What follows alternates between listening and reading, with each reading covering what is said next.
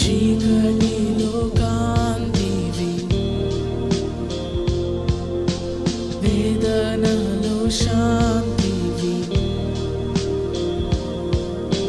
చీకటిలో కాంతివి, నా వేదనలో శాంతివి. స్థితిగతులన్నిటినీ మార్చువాడా, జీవితాలన్నిటినీ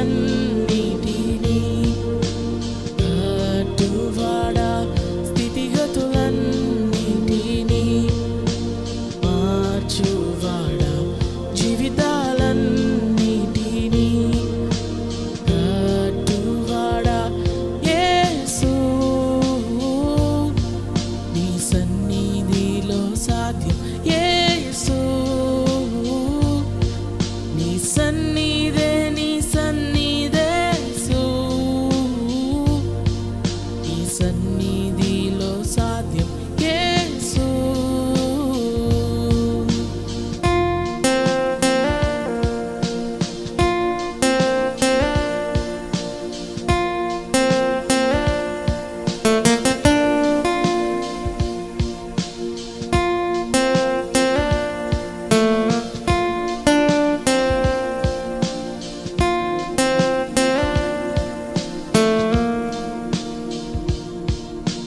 సమస్తము సాధ్యం నీ యందే నా విశ్వాసం. సమస్తము సాధ్యం నీ యందే నా విశ్వాసం. స్థితిగతులన్నిటినీ మార్చువాడా, జీవితాలన్నిటినీ కట్టువాడా. స్థితిగతులన్నిటినీ మార్చువాడా, జీవితాలన్నిటినీ కట్టువాడా. యేసు, నీ సన్నిధిలో సాధ్యం. యేసు, నీ సన్నిధే, నీ సన్నిధే యేసు, నీ సన్నిధిలో సాధ్యం. యేసు,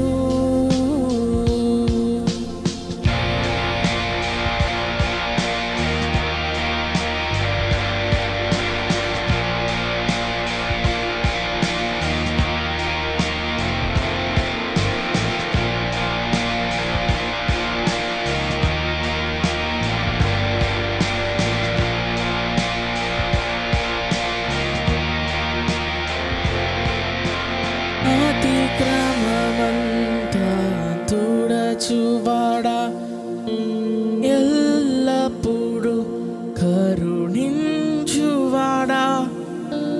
మంచితనము కనపరచువాడా,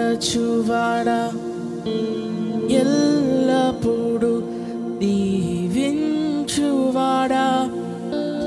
అతిక్రమమంతా తుడచువాడా, ఎల్లప్పుడూ కరుణించువాడా. మంచితనము కనపరచువాడా, ఎల్లప్పుడూ దీవించువాడా. యేసు, తండ్రి, మా మనోనేత్రములు మీ వాక్యం ద్వారాగా నా తండ్రి తెరుస్తున్నందుకు దేవా మీకు వందనములయ్యా. నా తండ్రి ప్రభ, మా మనసుల్లో నా తండ్రి ప్రభ మీ మాటలను ముద్రిస్తున్నందుకు దేవా మీకు వందనములయ్యా. అయా నా తండ్రి, దేవుడు దేనికి శిల్పియు నిర్మాకుడు ఉన్నాడు నా తండ్రి. అయా పునాదులు కలిగిన ఆ పట్టణంలో నా తండ్రి ప్రభ మమ్మల్ని చేర్చాలని నా తండ్రి ప్రభ. అయా సాతాను నా తండ్రి, ఈ లోకంలో ఎవరిని మృంగుదనాన్ని తిరుగులాడుచుండగా నా తండ్రి ప్రభ మీ వాక్యం చేత జీవాన్ని నాయన ప్రభ మాలో నింపి నా తండ్రి మీ రాజ్యం వైపు నా తండ్రి మా గురిని నిలుపుతున్నందుకు దేవా మీకు వందనములయ్యా. తండ్రి, అలనాడు నా తండ్రి అబ్రహాముకు దేవుడై ఉన్న దేవా, ఈ రోజున మాకును దేవుడై ఉన్నందుకు ప్రభువా మీకు వందనములు, కృతజ్ఞతాస్తుతులు చెల్లించుకుంటున్నాం ప్రభా. అయా మీ మాటలకు లోబడే వారంగా, అయా మీ అందు భయభక్తులు కలిగి జీవించే వారంగా తండ్రి, మీ నాయన ప్రభ మా మనసుల్ని నాయన ప్రభ మీకు ఇచ్చే వారంగా నాయన ప్రభ మా స్తుతులను మీకు అర్పించుకునే వారంగా నా తండ్రి మేము ఉండడానికి సహాయము చేయండి, కృప చూపించండి నా తండ్రి. ఆత్మీయ జీవితంలో నా తండ్రి ప్రభ సంపూర్ణంగా నాయన ప్రభ మేమందరము నాయన ప్రభ బలపరచబడే వారంగా, మా ద్వారాగా నా తండ్రి ఇంకొంతమందిని నాయన ప్రభ నా తండ్రి నాయన ప్రభ మరి నాయన వెలిగించే వారంగా ఉండడానికి నా తండ్రి మా హృదయాల్లో నా తండ్రి మీ వాక్యమును నింపుతున్నందుకు దేవా మీకు వందనములయ్యా. అయా మా కుటుంబాలు నా తండ్రి మీ పాదాల దగ్గర కట్టబడినట్లు సహాయము చేయండి నాయన. అయా బేటల వారిన మా బలిపీఠంలో తిరిగి పునర్నిర్మించడానికి సహాయము చేయండి నా తండ్రి. అయా మీ వెంకును నా తండ్రి ప్రభ మీ నోటి ద్వారాగా వినవలసిన ప్రతి ఒక్క మాటను నా తండ్రి విని నాయన ప్రభ మా హృదయంలో నింపుకుని అనువనించుకుని ఇతరులకు నా తండ్రి మంచి సాక్ష్య జీవితంగా నాయన ప్రభ మేము బ్రతకడానికి సహాయము చేయండి నా తండ్రి. అయా భౌతికమైన జీవితంలోనైనా స్థిరపరచండి నాయన, ఆత్మీయ జీవితంలో ఇంకొను బలపరచమని తండ్రి వాక్యాన్ని అందిస్తుండగా నా తండ్రి దినమందునైనా మీ దైవజను నోటి ద్వారాగా నా తండ్రి ప్రభ మేము ప్రతి ఒక్కరము నా తండ్రి ప్రభ ఇంకా బలపరచబడేవారు ఉండడానికి సహాయం చేయండి నాయన. మీ పరిచర్య నిమిత్తం నా తండ్రి ప్రయాసపడుతున్న నా తండ్రి అన్నయ్యని అక్కని ఒకసారి జ్ఞాపకం చేసుకోండి నాయన. అలాగే రింకుని కూడా జ్ఞాపకం చేసుకోండి ప్రభ, వారి కుటుంబాన్ని నాయన ప్రభ ఇంకను నాయన ప్రభ నా తండ్రి ప్రభ మీ వాక్యంలో స్థిరపరిచిన నా తండ్రి ప్రభ. అయా అనేక మంది నాయన ప్రభ అనేక ఆత్మలు ఇంకను పట్టబడినట్లు అనేక మందిని నా తండ్రి ప్రభ మీ రాజ్యమునకు చేర్చే నా తండ్రి ప్రభ మంచి దైవ దాసునిగా నా తండ్రి ప్రభ మీరు ఉంచుతున్నందుకు దేవా మీ పాదాలకు వందనములు తెలుపుకుంటూ ఈ రోజు నాయన జరగబో ఆరాధనంతట్లో కూడా మీ ఆత్మ మీ కృప మీ కనికరము మీ కాపుదల మాకు తోడుగా ఇవ్వమని యేసయ్య పరిశుద్ధ నామములో అడిగి వేడుకుంటున్నాను మా పరమ తండ్రి. ఆమేన్ ఆమేన్. సకలాశీర్వాదాలకు కారణభూతుడా, మహాగణుడ, మహోన్నతుడా, సర్వాధికారి, నీ బంగారు పాదాలకు లెక్కలేని వందనాలు, స్తుతులు, స్తోత్రము నాయన. అయా గడిచిన కాలం అంతయు మళ్ళీ నాయన నీ సజీవమైన రెక్కల చోట మమ్మల్ని అందరినీ భద్రపరిచి తండ్రి అయా ఈ పునరుద్ధాన కాల సమయం అందు తండ్రి నీతో కలిసి మాట్లాడటానికి మాకు ఇచ్చిన అవకాశం కొరకు వందనాలు తండ్రి. సంఘం అనే కుటుంబాన్ని జ్ఞాపకం చేసుకున్న విధానాన్ని బట్టి వందనాలు, స్తోత్రములు నాయన. అయా దైవసేవకుడు ముఖాంతరంలోంచి మాతో ఏమై మాట్లాడి ఉన్నారో నా ప్రవ్వా నీ మహోన్నతమైన మాటలు నాయన మా హృదయాల్లో భద్రపరుచుకున్నట్లు సహాయం చేయండి. దయదాసులకు మంచి ఆరోగ్యమును దయచేయండి తండ్రి. అయా నిలబడి నా ప్రభా అయా నీ సముఖములో నాయన నిలబడి నాయన విత్తుచున్న ప్రతి ఒక్క మాట నా ప్రభా మా హృదయాలకు అద్దమగులాగున సహాయము చేయండి తండ్రి. మీరు మాతో మాట్లాడమని అడుగుచున్నాను తండ్రి. నువ్వు మాట్లాడితే మేము బ్రతుకుతామయ్యా. రాత్రి కాల సమయం అందు నా ప్రభా మాతో మాట్లాడిన విధానాన్ని బట్టి వందనాలు తండ్రి. అబ్రహాముతో నాయన చూచుచున్న దేవుడు అని నాయన చెప్పబడిన రీతిగా నా ప్రభా అయా చూచుచున్న దేవుడు నాయన నీకు లోబడే జీవితాలు మాకు దయచేయాలని తండ్రి. అయా నీకు నా ప్రభా భయపడి వారిగా ఉండినట్లు సహాయము చేయమని తండ్రి. అయా నీతో నా ప్రభా అనుదినము అనుక్షణము నీ కొరకు ఎదురు చూసేవారిగా ఉండినట్లు నీ నిత్యత్వం కొరకు ఎదురు చూసేవారిగా ఉండటానికి సహాయము చేయమని అడుగుచున్నాము తండ్రి. అబ్రహాం అనేకమైన లక్షణాలు నీ దగ్గర నాయన అడిగి పొందుకున్నాడు నా ప్రభా. వాటి అందు నాయన విశ్వాసం ఉంచాడు. ఆధారం లేని చోట నా ప్రభ నిన్ను ఆధారము చేసుకొని నిరీక్షించాడు నాయన. అయా నీకే వందనాలు, స్తోత్రములు తండ్రి. అయా మేము నాయన ఎబ్బేజీ ఎలా మొరపెట్టుచున్నాడో అలా మేము కూడా మొరపెట్టేవారిగా ఉంచండి తండ్రి. అనేకమైన మాటలు అనేకమైన వర్తమానాలు మాతో మాట్లాడుచు తండ్రి. అయా మా హృదయాలు మేము పదిలిపరుచుకోవడానికి ఇచ్చుచున్న అవకాశము కొరకు వందనాలు తండ్రి. నీ వాక్యము జీవం కలదు నా ప్రభా. ఆ వాక్యంలో నిలిచి ఉండేవారిగా మమ్మల్ని ఉంచండి తండ్రి.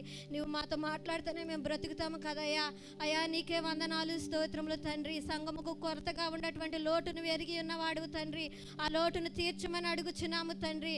ఎటు పోవాలో ఏమి ఆలోచించాలో తెలియని పరిస్థితుల్లో నా ప్రభా దైవ సేవకులు నిలబడి నాయన నీ వైపు చూస్తూ మొరపెట్టుచున్నారు నా ప్రభా.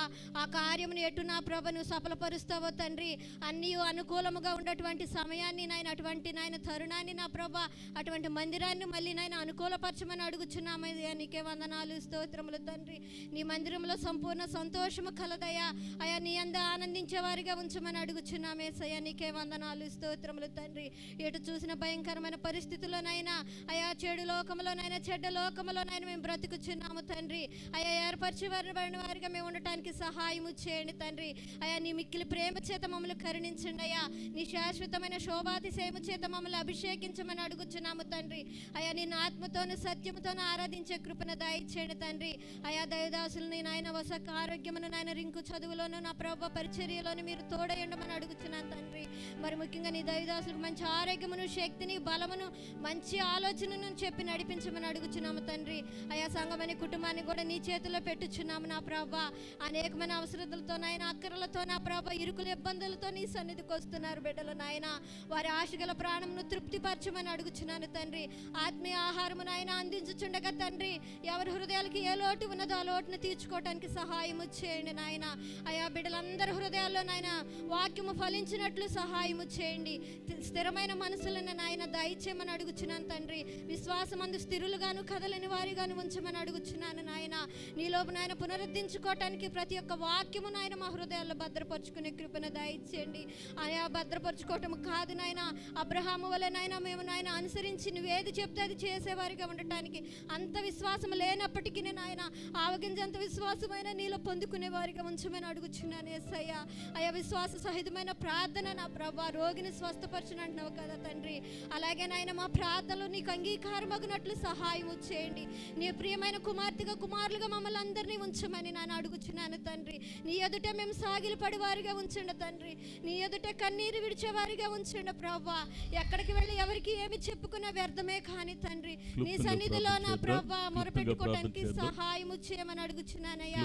అయ్యా పరిశుద్ధాత్మతోనైనా మమ్మల్ని అభిషేకించండి, దీవించమని, అనేకమైన మారులు నీతో మాట్లాడే అనుభవం మాకు దయచేయమని రానైన నజరుడైన యేసుక్రీస్తు నామములో నా ప్రభా ఈ చిన్ని మనవులు ప్రార్థన ఆలకించమని అడిగి వేడుకుంటున్నాను తండ్రి.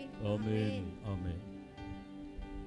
సమయంలో పరిశుద్ధ గ్రంథం నుండి కీర్తనల గ్రంథము 121వ కీర్తన, 121వ కీర్తన మొదటి నుండి చివరి వరకు ఉత్తర ప్రత్యుత్తర రీతిగా మనం చదువుకుందాం. 121వ కీర్తన మొదటి నుండి చివరి వరకు అబ్రామ్ చదివి వినిపిస్తాడు.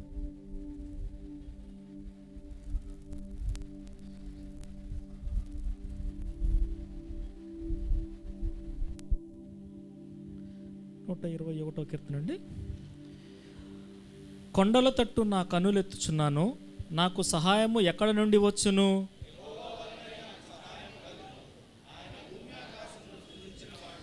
ఆయన నీ పాదము త్రొట్టిల్లనియడు, నిన్ను కాపాడువాడు కునుకడు. యెహోవాయే నిన్ను కాపాడువాడు, నీ కుడి ప్రక్కన యెహోవా నీకు నీడగా ఉండును.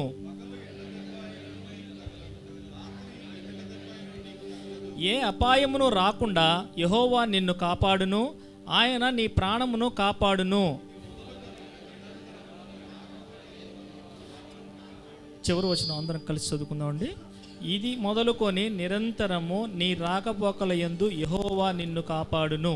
ఆమేన్.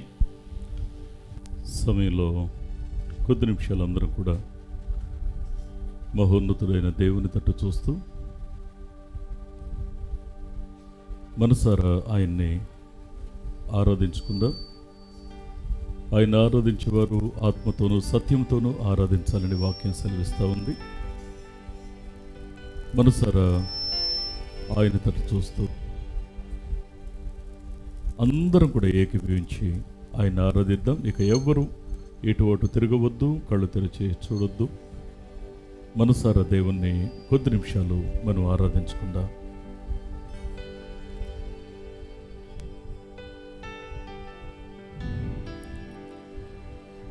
కొద్దిసేపు మనం దేవుని ఆరాధించుకుందాం. మన మనసు విప్పి నోరు విప్పి దేవుని స్తుతిద్దామా. దేవా నీకే స్తోత్రం, నీకే స్తోత్రం, నీకే స్తోత్రం. పరిశుద్ధుడా మహోన్నతుడా నీకే స్తోత్రం. మా పరమ కుమ్మరి అయ్యున్న దేవా నీకే స్తోత్రం. అయానైనా మీ చేతిలో మేము కేవలం మంటి మాత్రమే. అయ్యా మా శక్తి, మా చిత్తము, మా బలము మాది ఏది కాదు ప్రభువా. అయ్యా పనికి రాకుండా ఉన్న మమ్మల్ని ప్రభువా మీరు మమ్మల్ని ఎన్నుకున్నారు. అయ్యా నైనా నీకు అర్హమైన పాత్రగా మమ్మల్ని చేస్తున్నారు తండ్రి. మమ్మల్ని నిర్మించువాడు నీవే తండ్రి.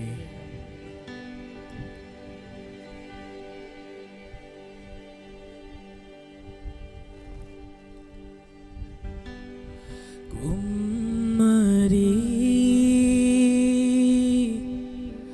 ఓ కుమ్మరి జగదుత్పత్తిదారి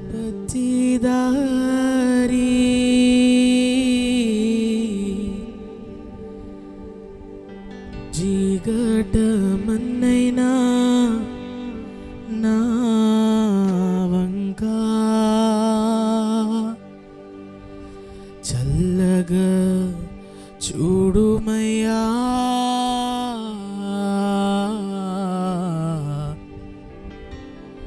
చల్లగా చూడుమయ్యా,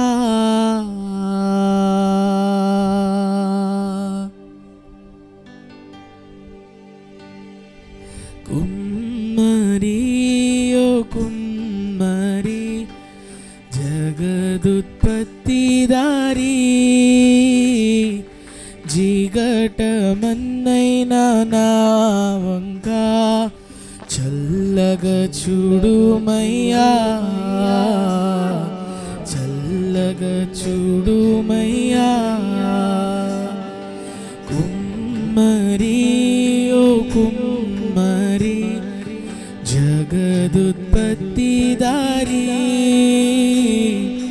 జిగటమన్నైనా నా వంక చల్లగా చూడుమయ్యా,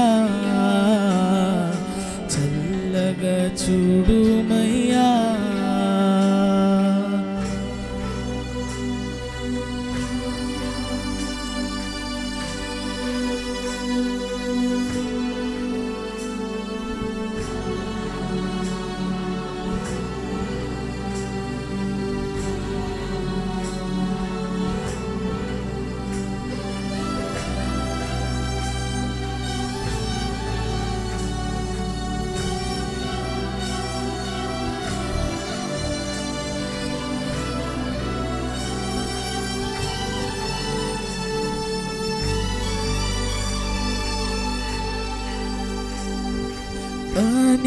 పనికిరాని పాత్రనని పారవేయకుమా,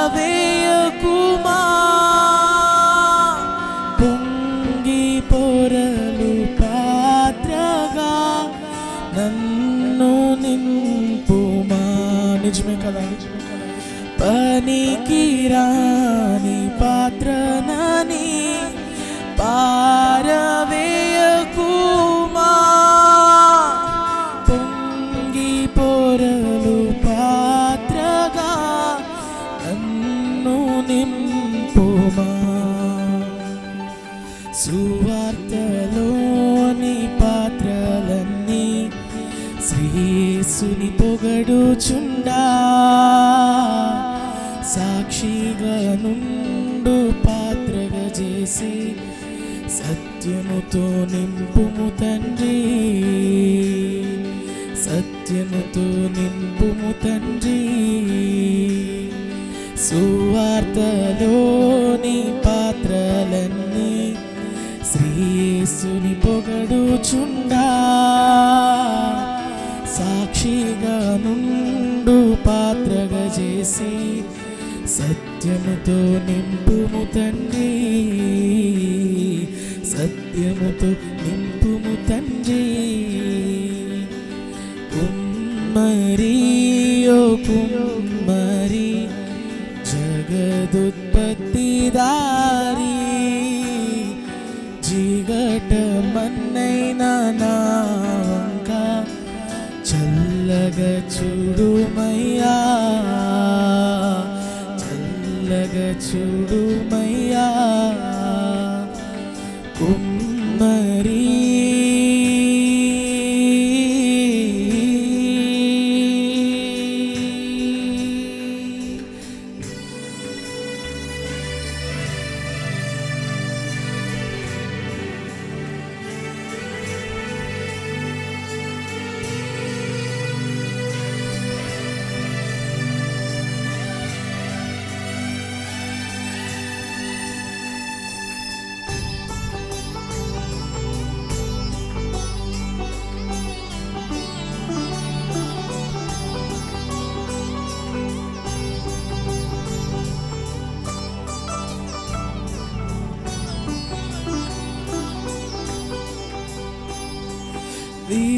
విలువలేని పాత్రను నేను, కొనువారు లేరెవరు,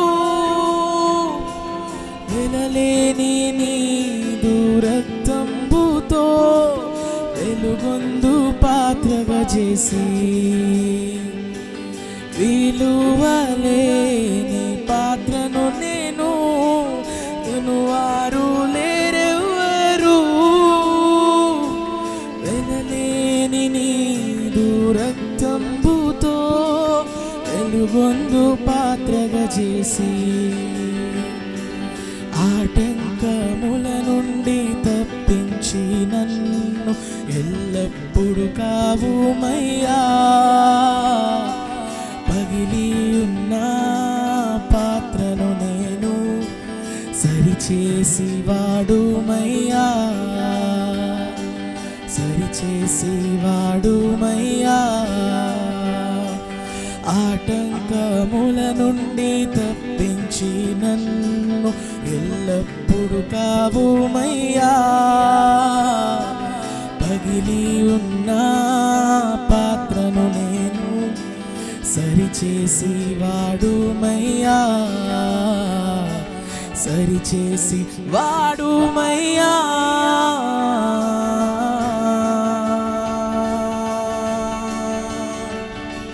కుమ్మరి ఓ కుమ్మరి జగదుత్పత్తిదారి,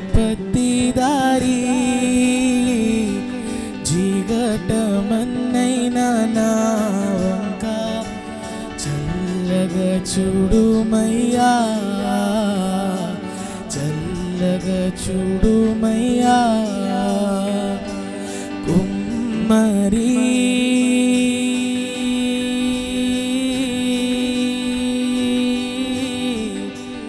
ఓ కుమ్మరి,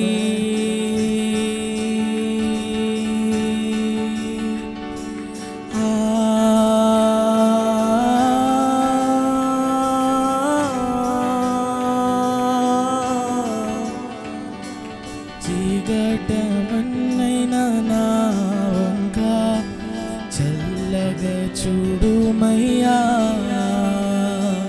చల్లగా చూడుమయ్యా, చల్లగా చూడుమయ్యా.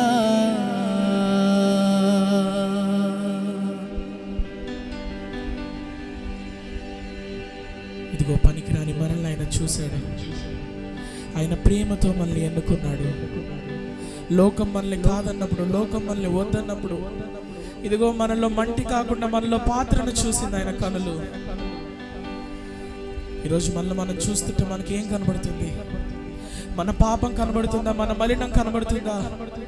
ఇదిగో బాధలో ఉన్నావా? ఎందుకు పనికిరానని అనుకుంటున్నావా? ఇదిగో పనికిరాని మట్టిని దేవుడు ఎన్నుకొని పాత్రగా చేశాడు. ఇదిగో అర్హమైన పాత్రగా ఈరోజు నిన్ను నన్ను మార్చుకోవడానికి ఆయన ఉన్నాడు.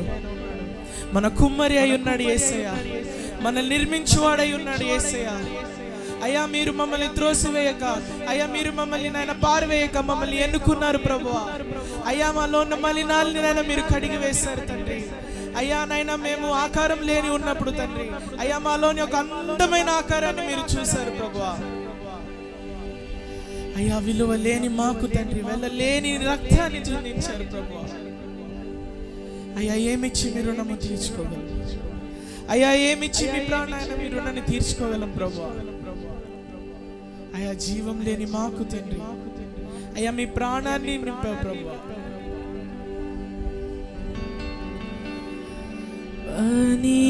పనికిరాని పాత్రను నేను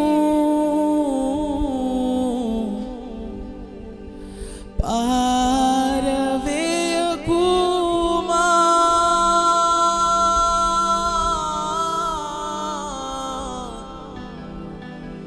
పొంగి పొరలు పాత్రగా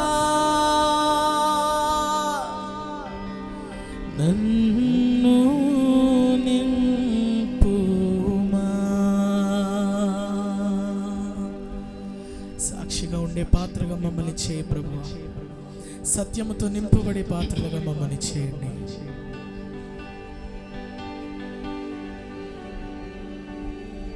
ప్రార్థన చేసుకుందాం.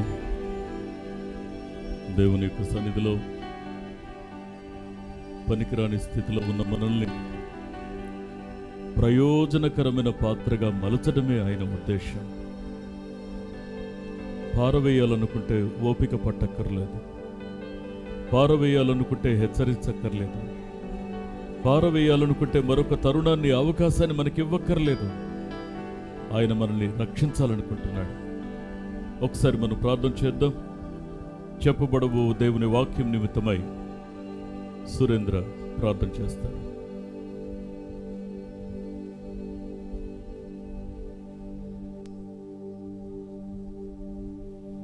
మహాగండ మహోన్నతుడ పరిశుద్ధుడా, నీ పాదాలకు వందనాలు, స్తుతులు స్తోత్రాలు చెల్లిస్తున్నాం నాయన. ఈ పునరుద్ధాన దినమందు ప్రభా మరి ఒకసారి నాయన నీ సన్నిధిలో కలుసుకోవడానికి మాకు ఇచ్చిన అవకాశాన్ని బట్టి మీకు స్తుతులు స్తోత్రాలు చెల్లిస్తున్నాం ప్రభా.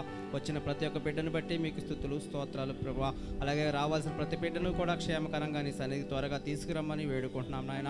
అలాగే సేవకుల ద్వారా నాయన మీరు మాట్లాడిన ప్రతి మాట కూడా ప్రభా మా హృదయంలో నాయన దాచుకోవడానికి సహాయం చేయమని వేడుకుంటున్నాం తండ్రి. నీ వాక్యానుసారమైన కుటుంబాలుగా మా జీవితాలు మలచుకోవడానికి సహాయం చేయమని వేడుకుంటున్నాం ప్రభా. శత్రువులను నిర్మూలించడము అంటే ప్రభా శత్రువులు లేకుండా చేయడం కాదు, వారిని మనపక్షం వారిగా చేసుకోవడం అని మీరు సేవకుల ద్వారా మాట్లాడి ఉన్నారు ప్రభా. నిజమే నాయన, మేమైతే నాయన వేరే రకంగా ఆలోచిస్తాం, కానీ ప్రభా నీ వాక్యం అయితే నాయన ఖచ్చితంగా మాట్లాడుతుంది ప్రభా. నిజమే, శత్రుత్వం లేకుండా చేసుకుంటాం అంటే ప్రభా వారిని మిత్రులుగా చేసుకోవడం, వారి కోసం ప్రార్థించడం నాయన, అటువంటి కృపను మాకు దయచేయమని వేడుకుంటున్నాం ప్రభా. నాయన అలాగనే ప్రభా జ్ఞాపకం చేసుకోండి, సహాయం చేయండి ప్రభా.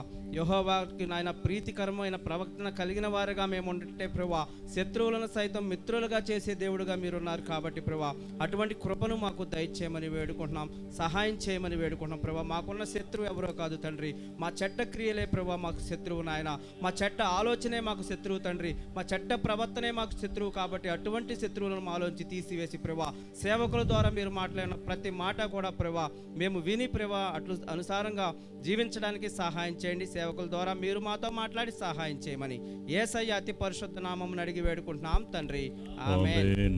ఆమేన్. దయచేసి కూర్చుందాం, దయచేసి కూర్చుందాం. యేసుక్రీస్తు నామములో మరొకసారి మీ అందరూ కూడా ప్రత్యేకమైన వందనాలు తెలియజేసుకుంటూ ఉన్నాను. మనం గడిచిన కొన్ని వారాలుగా ఒక మాటని ధ్యానిస్తూ ఉన్నాం.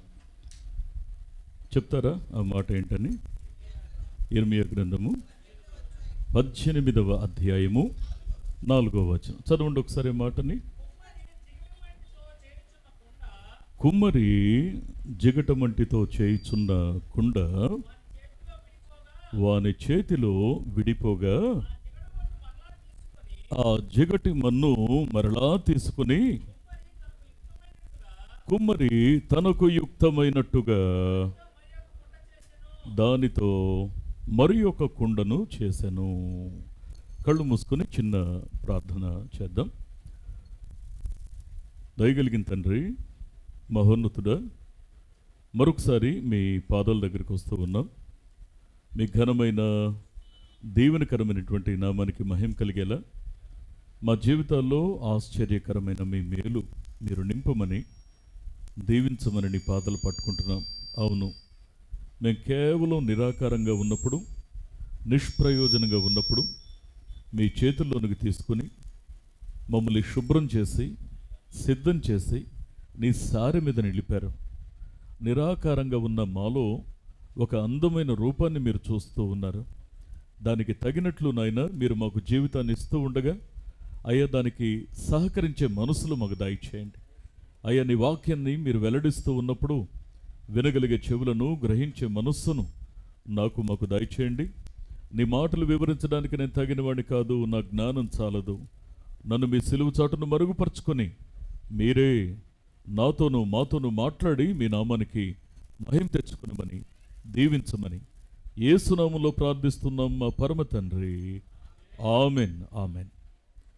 దేవుని వాక్యాన్ని మనం జాగ్రత్తగా అర్థం చేసుకునే ప్రయత్నాన్ని మనం చేస్తే ఇక్కడ మరి ఇర్మియా ద్వారా దేవుడు ఒక అమూల్యమైన సంగతిని ఈ విధంగా వెల్లడి చేస్తూ ఉన్నాడు.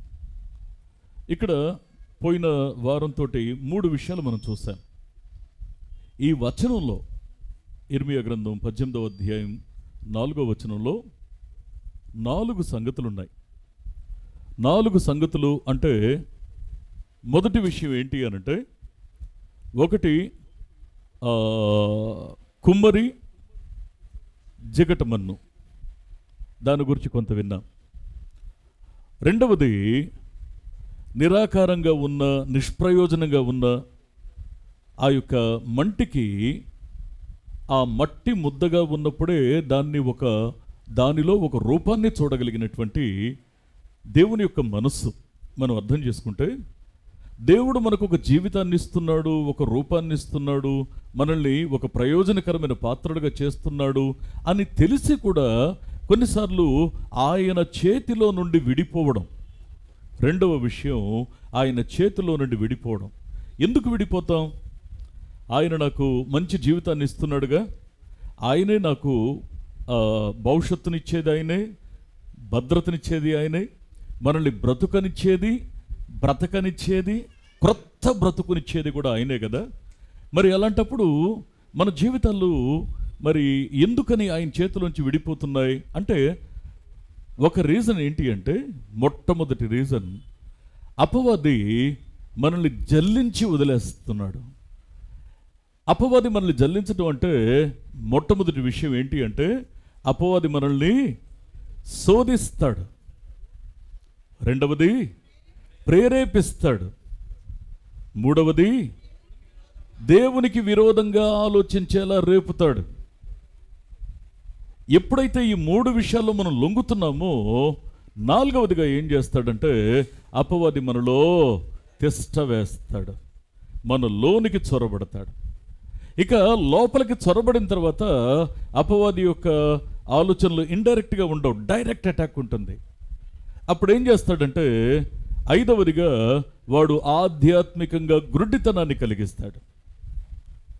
ఆధ్యాత్మికంగా గురుడితనాన్ని కలిగించిన తర్వాత ఇక వాక్యం అర్థమవుదు మనకి. వాక్యాన్ని అర్థం చేసుకోనికుండా మనసుని కఠినపరుస్తాడు.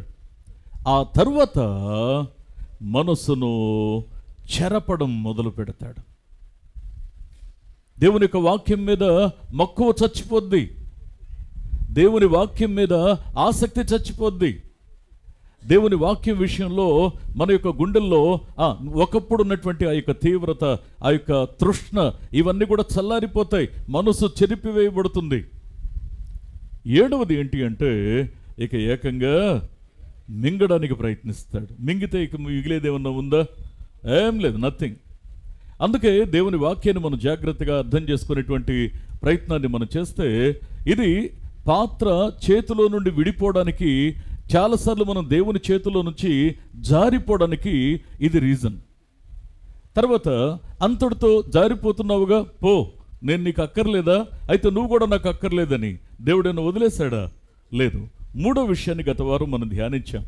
ఏంటి అంటే, చేతిలో నుంచి జారిపోతున్న ఆ మంటిని మరలా తీసుకుని దేవుడు మళ్ళీ మనల్ని తీసుకోవడంలో ఆయన ఉద్దేశం ఏంటి? దేవుడు మన యొక్క జీవితంలో ఏం చూస్తున్నాడు, ఏది ఆలోచిస్తున్నాడు, దేన్ని గురించి ఆయన మనం ఆలోచించాలని కోరుతున్నాడు? ఆయన మన జీవితాలను ఎంత క్షుణ్ణంగా గమనిస్తాడో తెలుసా అండి? ఎంత క్షుణ్ణంగా గమనిస్తాడంటే, ఆయన చేతిలోకి తీసుకున్నప్పుడు ఆయన మన జీవితంలో కనబరిచేటువంటి శ్రద్ధ ఎలా ఉంటుందంటే, ఒకటి గమనిస్తాడు, రెండవది హెచ్చరిస్తాడు, మూడవది చూడండి, మన యొక్క బ్రతుకులో ఉద్ధృతమైనటువంటి ఆ యొక్క అపశృతులు కలుగుతూ ఉన్నా సరే గమనించి గద్దించి, అంత మాత్రం కాకుండా ఆయన మనల్ని రక్షించువానిగా ఉన్నాడు, క్షమించువానిగా ఉన్నాడు. నిజంగా మన యొక్క జీవితాల్లో ఆయన చూపించేటువంటి వాత్సల్యత ఉంది చూశారు. నిజంగా మనం ఎంత స్తుతించినా కానీ తక్కువేనండి. ఆయన దగ్గర దొరికే క్షమ ఇంకెక్కడ దొరకదు సుమా. అందుకే ఆయన గమనిస్తాడు, ఆయన హెచ్చరిస్తాడు, మూడవది క్షమిస్తాడు, నాలుగవది బలపరుస్తాడు. ఇది మూడు విషయాలు మనం చూసాం. నాలుగవ విషయం ఏంటి అనంటే, అదే వచనాన్ని మళ్ళీ మనం ఇర్మియా 18:4 మళ్ళీ మనం చదివితే, కుమ్మరి జిగటమంటితో చేయుచున్న కుండ వాని చేతిలో విడిపోగా ఆ జిగటి మన్ను మరలా తీసుకొని కుమ్మరి తనకు యుక్తమైనట్టుగా దానితో మరి ఒక కుండను చేశాను. 4వ అంశం ఏంటి అనంటే, కుమ్మరి తనకు యుక్తమైనట్టుగా దానితో, దేనితో, ఏదైతే దేవుడు నాకు భద్రతనిచ్చాడు, భవిష్యత్తునిచ్చాడు, కాపుదలనిచ్చాడు, ప్రేమించాడు, క్షమించాడు, నన్ను ఆదరించాడని తెలిసి కూడా ఆ చేతుల్లో నుంచి జారిపోవడానికి ఏ మన్నైతే మరి తప్పించిందో, వాక్యపు ఎల్లలను మీరి ప్రవర్తించిందో ఆ మట్టినే తీసుకొని ధిక్కరించిన, అధిగమించిన, దేవునిని తృణీకరించిన, వాక్యాన్ని నిర్లక్ష్యం చేసిన ఆ మట్టిని మరలా తీసుకుని ఏం చేస్తున్నాడో తెలుసండి, తనకు యుక్తమైనటువంటి పాత్రని. నిజంగా మన జీవితాన్ని జాగ్రత్తగా ఒక్కరమే కాస్త ఒంటరిగా దేవుని దగ్గర గడపడం అలవాటు చేసుకోవాలండి. లేకపోతే మనసులో ఉన్న విషయాలు బయటికి రావు. మనసులో ఉన్న వాస్తవం బయటికి రావాలంటే పైకి భక్తి పరుల్లా కనబడుతూ ఉంటాం, లోపల చాలాసార్లు చెత్త పేరుకుపోయి ఉంటుందండి. సర్వీసింగ్ జరగాలి. ఎక్కడ జరగాలంటే దేవుని యొక్క ముఖకాంతిని చూడడానికి ఒంటరిగా ఆయన సన్నిధిలో కనిపెట్టుకొని కన్నీరు కార్చి ఉపవాసం ఉండి దేవుని యొక్క సన్నిధిలో ప్రార్థించడానికి మనసును సిద్ధపరచుకోవాలి, మనసును స్థిమితపరచుకోవాలి. ఆయన పాదాల దగ్గర కన్నీరు ఒలికించి ప్రార్థించడానికి ఆశ కలిగి ఉండాలి, ఆతృత కలిగి ఉండాలి. అందుకే ఇక్కడ ఎలాంటి వ్యక్తుల్ని దేవుడు తనకు యుక్తమైన పాత్రగా చేస్తున్నాడంటే, ఎవరైతే తన మీద తిరుగుబాటు చేశారో, ఎవరైతే తన మాటను ధిక్కరించారో వారి విషయంలో దేవుడు చేస్తున్నటువంటి కార్యం ఏంటి అంటే, ఆయన తన చేతులకు మనల్ని తీసుకుంటున్నాడు. ఎప్పుడైనా ఆలోచించారా? ఇప్పటికీ మనం క్షేమంగా ఉన్నామంటే, యోనా చూడండి, ఆ చేప తనను మృంగివేసిన తర్వాత నీళ్ళల్లోకి వెళ్ళిపోయాక వాస్తవానికి అతనిని గూర్చిన జ్ఞాపకాలు కూడా అతనికి ఉండడానికి వీల్లేదు. ఎప్పుడో ఆహారం అయిపోయి ఉండాలి, ఎప్పుడో చేప కడుపులో జీర్ణమైపోయి ఉండాలి. మీరు గమనించండి, చచ్చిన స్థితి అది. ఒకవేళ చచ్చిన స్థితిలో ఒక వ్యక్తి ఉంటే ఇక పరివర్తన కలగడానికి వీలు లేదు. ఇంకా ఆలోచిస్తున్నావంటే, నేను ఇలా చేసి ఉండకూడదు కదా అని ఆలోచిస్తున్నావంటే ఇంకా ఎక్కడో కొనువుపురతో ఉన్నావు. నిన్ను బ్రతికించడానికి అవకాశం ఉంది. అందుకే హాస్పిటల్లో ఎమర్జెన్సీ వార్డుకి తీసుకెళ్తే ఇక చలనం లేకుండా పడున్న మనిషిని ముందు డాక్టర్ ఏం చేస్తాడో తెలుసా అండి? ఆక్సిజన్ పెట్టడు, మందులు ఇవ్వడు, ఇంజెక్షన్ చేయడు, ఏం చేయడు, పల్స్ పట్టుకొని చూస్తాడు.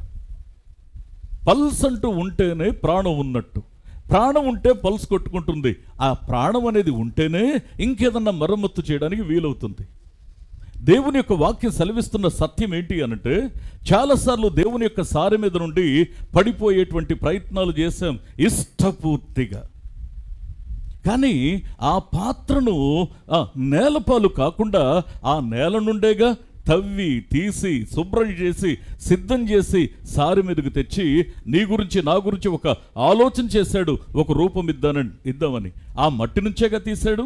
మళ్ళీ నేలపాలు కాకుండా ఉండడం కోసం ఆ కనికరం కలిగిన దేవుడు ఏం చేస్తున్నాడంటే, ప్రియ దేవుని బిడ్డలారా, నేలను జారిపోతున్న ఆ మంటినే మళ్ళీ తీసుకొని తనకు యుక్తమైన ఒక జీవితాన్ని ఇవ్వడానికి నిశ్చయించాడు. ఎంత గొప్ప ప్రేమండి, ఎంత గొప్ప వాత్సల్యత. అసలు ఆయన మన ఎడల చూపించిన ప్రేమను గురించి మాట్లాడాలంటే మనకి మన జీవితం చాలదు. అందుకే ఇక్కడ నేను ఒక మాట మీ గమనానికి తెస్తాను. ఇలా నేలను జారిపోతున్న ఆ జీవితాల్ని చేతిలోకి తీసుకుని ఆయన తనకు యుక్తమైన పాత్రగా చేసినటువంటి జీవితాలు ఏవైనా ఉన్నాయా? ఏవైనా జీవితాలు ఉన్నాయా? నెంబర్ 1, అబీమెలెకు. అబీమెలెకు అంటే ఇక్కడ మనకు అర్థం కావాలి, బైబిల్లో సుమారు ఒక 5 అబీమెలెకులు ఉన్నారు.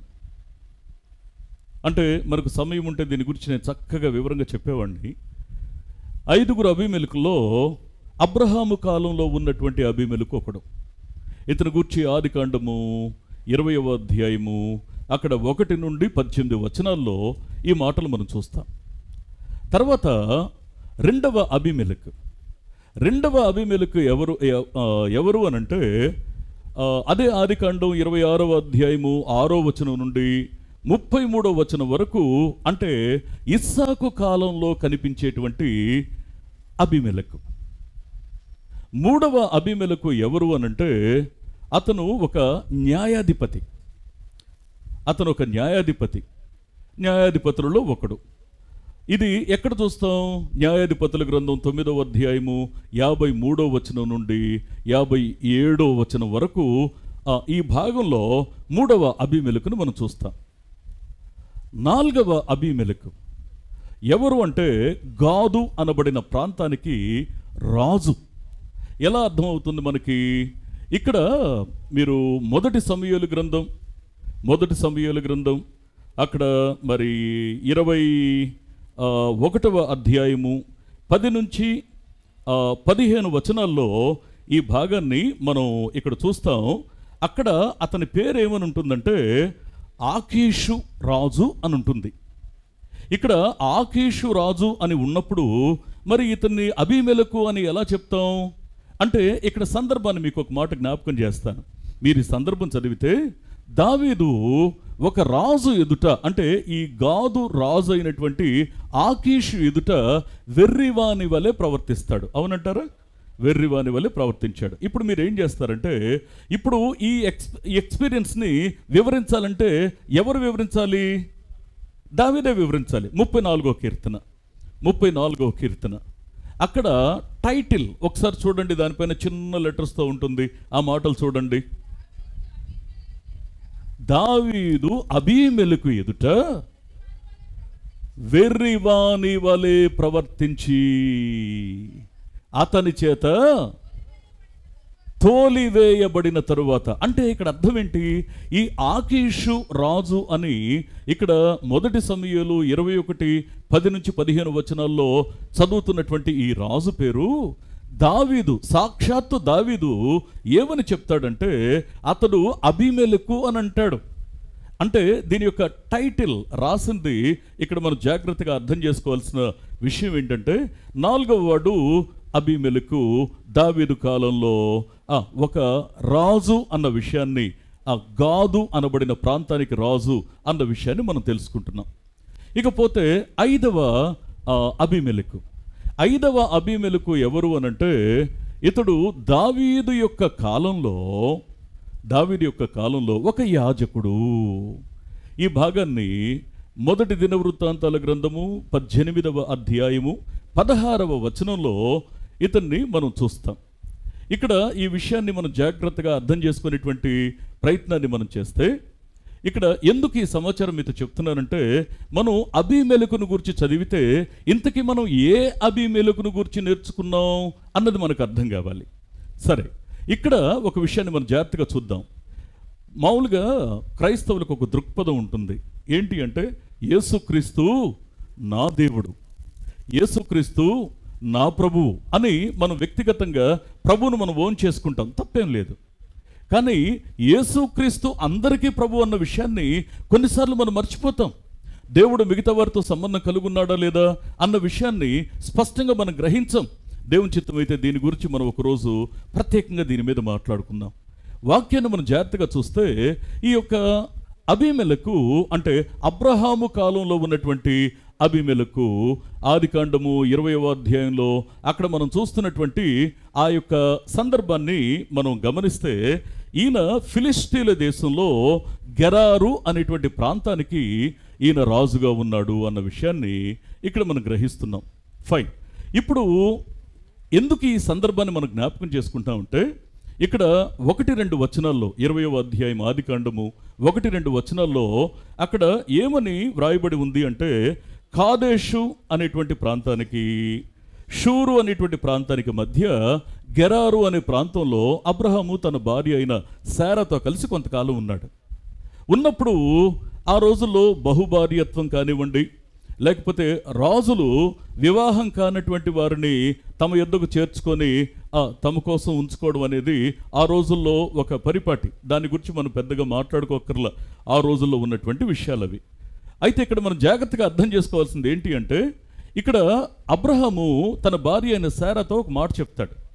ఏమంటాడంటే, నువ్వు చాలా చక్కగా ఉన్నావు, మరి ఈ దేశంలో మరి దేవుణ్ణి ఎరిగిన వారు ఎవరు ఉన్నట్టు నాకు కనబడడం లేదు, కాబట్టి నిన్ను దక్కించుకోవడానికి ఒకవేళ నన్ను చంపేస్తారేమో, ఆ కారణం చేత ఎవరైనా అడిగితే నువ్వు నా చెల్లి అని చెప్పు అని అంటాడు. అనేసరికి సరే శారా కూడా ఓకే అంటుంది. ఆ తర్వాత అబ్రహాముకి శారా చెల్లి అన్న విషయాన్ని వారు విని నిజమే అనుకుని ఏం చేస్తారంటే, ఈవిడ చాలా చక్కందని తెలుసుకుని ఈ యొక్క అబీమెలెకు అయినటువంటి రాజు, గెరారు రాజు ఏం చేస్తాడంటే ఆవిడ్ని తన యొద్దకు తెచ్చుకుంటాడు. తెచ్చుకున్నప్పుడు అంటే ఇక వెంటనే దేవుని యొక్క స్పందన చూడండి. ఒకవేళ ఆవిడ విషయంలో గనక పొరపాటు జరుగుంటే ఇక అబీమెలెకు అతని యొక్క ప్రజలందరూ కూడా సర్వనాశనం అయిపోయేవాళ్ళు. అందుకే దేవుడు ఏం చేశాడంటే, ఇక్కడ పాపం అనేది జరిగి వారు నష్టపోవడం అనే ప్రక్రియ జరగకముందే 3వ వచనాన్ని ఒకసారి మనం చూసినట్లయితే, అయినను రాత్రివేళ దేవుడు స్వప్నమందు అబీమెలెకునొద్దకు వచ్చి, నీవు నీ ఇంట చేర్చుకొనిన స్త్రీ ఒక పురుషునికి భార్య గనుక ఆమె నిమిత్తము నీవు చచ్చిన వాడవు సుమా అని చెప్పాను. అంటే దాని అర్థం ఏంటంటే, ఆ స్త్రీ ఇంకొకనికి భార్య కాబట్టి ఇంకొక వ్యక్తికి భారీగా ఉన్న ఆవిడ్ని నువ్వు కనీసం ఆ ఆలోచనతో చూసినా నీకు దెబ్బ తగులుతుంది. ఆవిడ విషయంలో నువ్వు ఎలా ఉండాలంటే చచ్చిన వాని వలె ఉండాలి. ఇది దేవుడు ఎప్పుడైతే కల్లో ఈ మాటని ఇక తనకి చెప్పాడో, ఇది కేవలం కల కాదు, స్వప్నమందు అతని యొద్దకు రాగా దేవుడు దర్శించడానికి వచ్చాడు అతన్ని. వచ్చిన వెంటనే ఇతను ఏం మాట్లాడతాడు తెలుసా అండి? ఆ 4-5 వచనాల్లో 4వ వచనంలో ఒక అద్భుతమైన మాట మాట్లాడతాడండి. అయితే అబీమెలెకు ఓకే, అతడు ప్రభువా ఇట్టి నీతి గల జనమును హతము చేయుదువా. దేవుని వాక్యాన్ని మనం జాగ్రత్తగా అర్థం చేసుకునే ప్రయత్నాన్ని మనం చేస్తే, అయ్యా ఇట్టి నీతి గల జనాన్ని నువ్వు హతము చేస్తావా అంటే, ఇప్పుడు తాను ఇశ్రాయేలీయుడు కాదు, హెబ్రీయుడు కాదు, దేవుణ్ణి ఎరిగినవాడా కాదా అన్న విషయానికి ఇక్కడ ఎట్టి పరిస్థితుల్లో మనకి ఇక్కడ వివరణ ఇవ్వబడలేదు. కానీ వాస్తవం ఏంటంటే దేవుడు అంటే ఎవరో తనకు తెలుసు. కానీ ఇక్కడ అర్థం చేసుకోవాల్సిన విషయం ఏంటంటే, దేవుడు సర్వ ప్రపంచంతో సంబంధం కలిగి ఉన్నాడు. గుర్తుపెట్టుకోండి ఈ విషయాన్ని. ఎవరితో ఎలా మాట్లాడాలో ఆయనకు తెలుసు. అనుమతించేది ఆయనే, ఆపివేసేది ఆయనే. అందుకే దేవుని యొక్క మరి సన్నిధిలో తను మాట్లాడిన మాట ఏంటంటే, నువ్వు ఎవరు ప్రభువా అని అడగలా. ఏమని అడిగాడంటే, ప్రభువా ఇట్టి నీతి గల జనాన్ని నువ్వు హతం చేస్తావా? అతడు నాకు చెల్లి అన్నాడయ్యా శారాని, అందుకని నీతి కలిగినటువంటి మనసుతోనే నేను ఈ పని చేశాను, నేను నీతి తప్పలేదు ప్రభువా. వెంటనే తన యొక్క మనసులో ఉన్న విషయాన్ని అక్కడ మనవి చేశాడు. అయ్యా అంటే దేవుని దగ్గర ఏం చెప్పడానికి తను ధైర్యం కలిగి ఉన్నాడంటే, నీతి కలిగిన జనంగా నేనున్నాను, నేను తప్పు చేశానని నేను అనుకోవటం లేదు ప్రభువా, అతడు నా చెల్లి అని అతడు చెప్పాడు. అంటే దేవుడు ఏం మాట్లాడాడు తెలుసా అండి? 6వ వచనంలో మాట్లాడతాడు. అందుకు దేవుడు, అవును నువ్వేం చెప్తున్నావో నాకు అర్థమైందంటాడు. అవును, యథార్థ హృదయముతో దీనిని చేసితివని నేను ఎరుగుదును. మరియు చూడండి దేవుడు ఒకరిని ఎట్లా డీల్ చేస్తాడంటే, నీవు నాకు విరోధముగా పాపము చెయ్యకుండా నేను నిన్ను అడ్డగించి తిని, అందుకే నేను నిన్ను ఆమెను ముట్టనియ్యలేదు. గట్టిగా చప్పట్లు కొడుతూ దేవుని మహింపరుద్దాం. దేవుని వాక్యం సెలవిస్తున్న సత్యం ఏంటో తెలుసా అండి? సారె మీద నుండి విడిపోతున్న మనల్ని కొన్నిసార్లు దేవుడు అడ్డగిస్తాడు. కొన్నిసార్లు మనకి అది నిర్బంధంగా అనిపించవచ్చు. కొన్నిసార్లు దేవుడు నన్ను ఏది చేయనివ్వడం లేదేంటి అని అనుకోవచ్చు. వాక్యం సెలవిస్తున్న సత్యం ఏంటి అంటే, అవును, నువ్వు నాకు విరోధంగా పాపం చేయకుండా నేను నిన్ను అడ్డుకున్నాను. పాపం మనల్ని దేవునికి విరోధులుగా చేస్తుంది, ఇది సత్యం. అందుకే దేవుడు కొన్నిసార్లు తన పిల్లలు తన ఎదుట ఆయనకు విరోధంగా పాపం చేయని కుండు నిమిత్తము ఏం చేస్తాడంటే కొన్ని విషయాల్లో మనల్ని అడ్డగిస్తూ ఉంటాడు. దేవుని యొక్క వాక్యం సెలవిస్తూ ఉన్నటువంటి సత్యం ఏంటి అంటే, దేని విషయంలో దేవుడు నిన్ను అడ్డగిస్తున్నాడో ఎప్పుడైనా గ్రహించావా? దాని విషయం దేవుని స్తుతించావా, దూషించావా? దేవుని యొక్క వాక్యం సెలవిస్తూ ఉన్న సత్యం ఏంటి అంటే, సారె మీద నుండి విడిపోకుండా ఇక్కడ ఆ యొక్క వ్యక్తిని అబీమెలెకును, నువ్వు నాకు విరోధంగా పాపం చేయకుండా నేను నిన్ను అడ్డగించాను, నువ్వు నాకు శత్రువు అవ్వడం నాకు ఇష్టం లేదు అంటాడు. మన జీవితాల్లో కూడా ప్రాక్టికల్గా మనల్ని ఎన్నో విషయాల్లో తడబడకుండా, పడిపోకుండా, తప్పు చేయకుండా దేవుడు ఎందుకు అడ్డగిస్తాడు అనంటే, ఆయనకు విరోధులంగా మనం మారకూడదని. ఇది అబీమెలెకు జీవితంలో ఆయన తనకు యుక్తమైన పాత్రగా, తర్వాత చాలా మీరు 18వ వచనం దాకా మీరు తర్వాత చదవండి. ఆదికాండం 20వ అధ్యాయము 1 నుంచి 18 వచనాల దాకా తర్వాత మీరు చదవండి. నిజంగా సారె మీద నుండి పడిపోతున్న ఆ జీవితం నేలపాలు కాకుండా ఆయన అతనిని అడ్డగించాడు. ఎస్. రెండవది, మరికొన్ని జీవితాల్లో దేవుడు ఎంత ఆశీర్వాదకరమైన కార్యం చేస్తాడంటే, ఎదుటివారు నేలపాలైపోతున్న సమయంలో దేవుడు ఎంత అద్భుతమైన ప్రేమ చూపిస్తాడో తెలుసా? కొన్నిసార్లు తన ప్రేమ చూపిస్తూనే ఆ ప్రేమకు కారణంగా, నిన్ను నన్ను దక్కించుకోవడానికి కారణంగా కొన్నిసార్లు అవసరమైతే చురుకు తగిలిస్తాడు. నిన్ను నన్ను కోల్పోవడం ఇష్టం లేక దేవుడు మనకు కొన్నిసార్లు చురుకు తగిలిస్తాడు, చెవి మెల్లబెడతాడు. ఏమండి, చిన్నప్పుడు మీరు ట్యూషన్కి వెళ్ళే ఉంటారుగా. ఇప్పుడంటే కొద్దిమంది కొడుతున్నారు, అంటే ప్రజెంట్ అయితే కొట్టకూడదు రూల్ ప్రకారం. ఒక 4-5 సంవత్సరాల క్రితం మాత్రం కొట్టేవాళ్ళు. ఆ పూర్వం ట్యూషన్కి వెళ్తే ఏం చేసేవాళ్ళు తెలుసా అండి? ఒకటి అదేదో పాయసం పెట్టేవాళ్ళు అండి, అదే తొడ పాయసం ఏదో పెట్టేవాళ్ళు, తొడ పాసం అంటారు అనుకుంటాను, అది పాసమో పాయసమో తెలియదు మరి. తర్వాత రెండోది, ఇక్కడ పట్టుకొని జుట్టు పీకేవాళ్ళు అండి. ఇక్కడ పట్టుకొని, మీకు ఎవరికన్నా ఎక్స్పీరియన్స్ ఉందో లేదో నాకు తెలియదు, ఇక్కడ పట్టుకొని లాగితే ఉంటుందండి.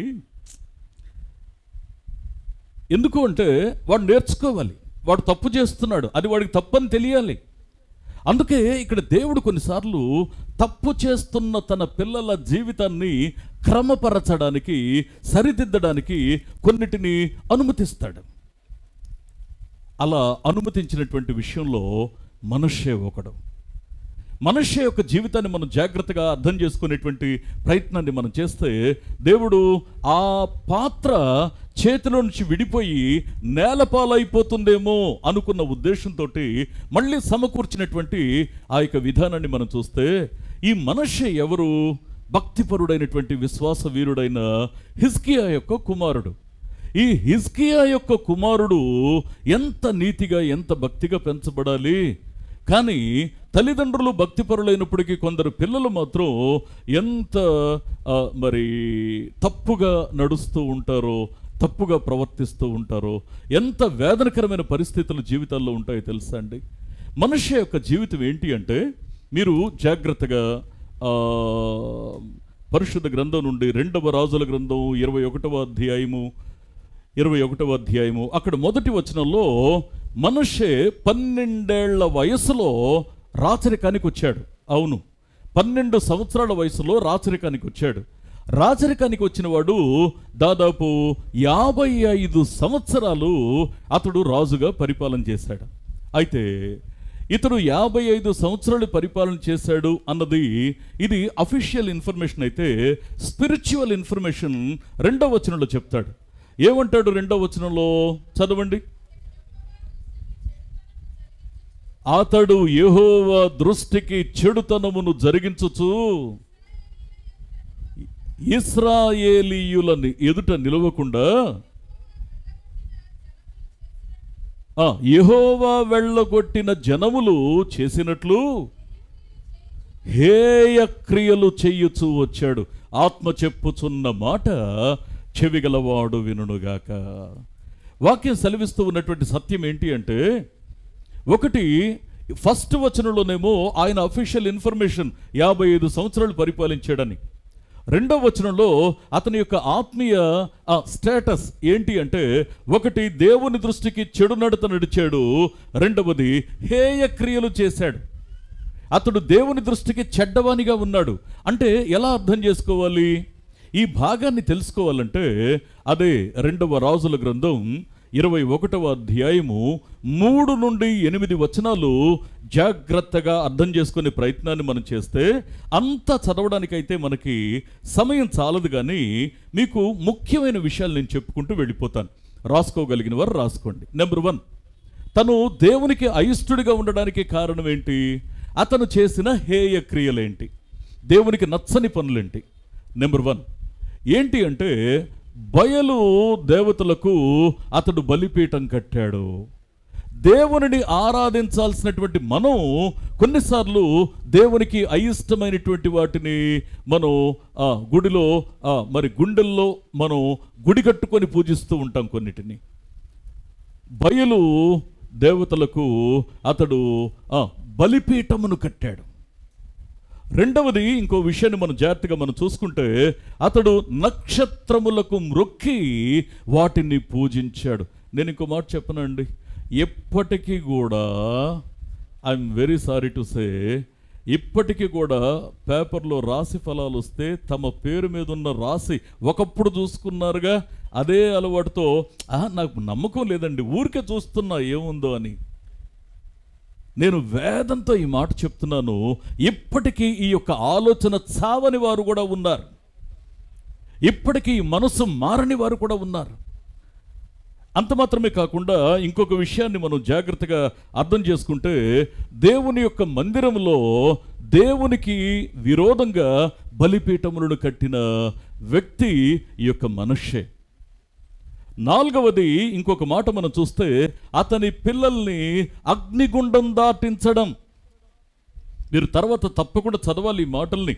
మీరు 2వ రాజుల గ్రంథం 21వ అధ్యాయం 3 నుండి 8 వచనాల్లో ఉన్న భాగాన్ని మీరు ఇంటికి వెళ్ళిన తర్వాత కనీసం 10 సార్లు చదవండి. ఎంత దుర్మార్గత! ఇప్పటికీ నేను వేదంతో ఒక మాట చెప్పనా, పిల్లల్ని అగ్నిగుండం దాటిస్తే నీకు మేలు జరుగుద్దయ్యా అని ఎవరో చెప్తే, విశ్వాస వీరుడైనటువంటి ఈ యొక్క హిజ్కియా యొక్క కుమారుడు ఇక్కడ మనుష్య ఏం చేస్తున్నాడంటే, మేలు జరుగుద్దంటగా అని అగ్నిగుండము దాటించడం. బాగా కలవరిస్తున్నాడా మీ అబ్బాయి? ఉలికి పడుతున్నాడా? చిన్న తాయి తీస్తారు, అక్కడికి వెళ్ళి కట్టించరాదు, ఊదిచ్చరాదు అంటే ఇటువంటి వాటికి కూడా లొంగుతున్నటువంటి మనస్సులు, లోకానుసారమైన అన్య ఆచారాల్ని అనుసరిస్తున్న మనసులు.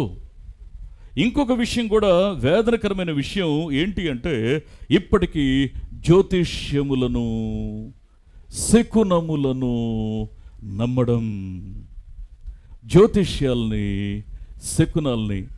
నాకు కొన్నిసార్లు భలే విచిత్రంగా ఉంటుందండి. ఇప్పటికి కూడాను కొంతమంది బయటికి వెళ్ళేటప్పుడు ఏం చేస్తారంటే, బయటికి వెళ్ళేటప్పుడు వారు కోరుకున్న ఫలానా వారు ఎదురు రావాలి. అరే దేవుడు నీకు ముందుగా నడుస్తూ మెట్టగా ఉన్న స్థలాన్ని సారాలను చేస్తానయ్యా, నేనుంటానయ్యా ముందు అంటే, తప్పుకో ప్రభువా, నీకు తెలియదు ప్రభువా, కొంచెం ప్లీజ్ మనం కలిసి వెళ్దాం, దా పక్కరా. ఇప్పటికీ కొందరు నీకు ఎదురు రావాలి.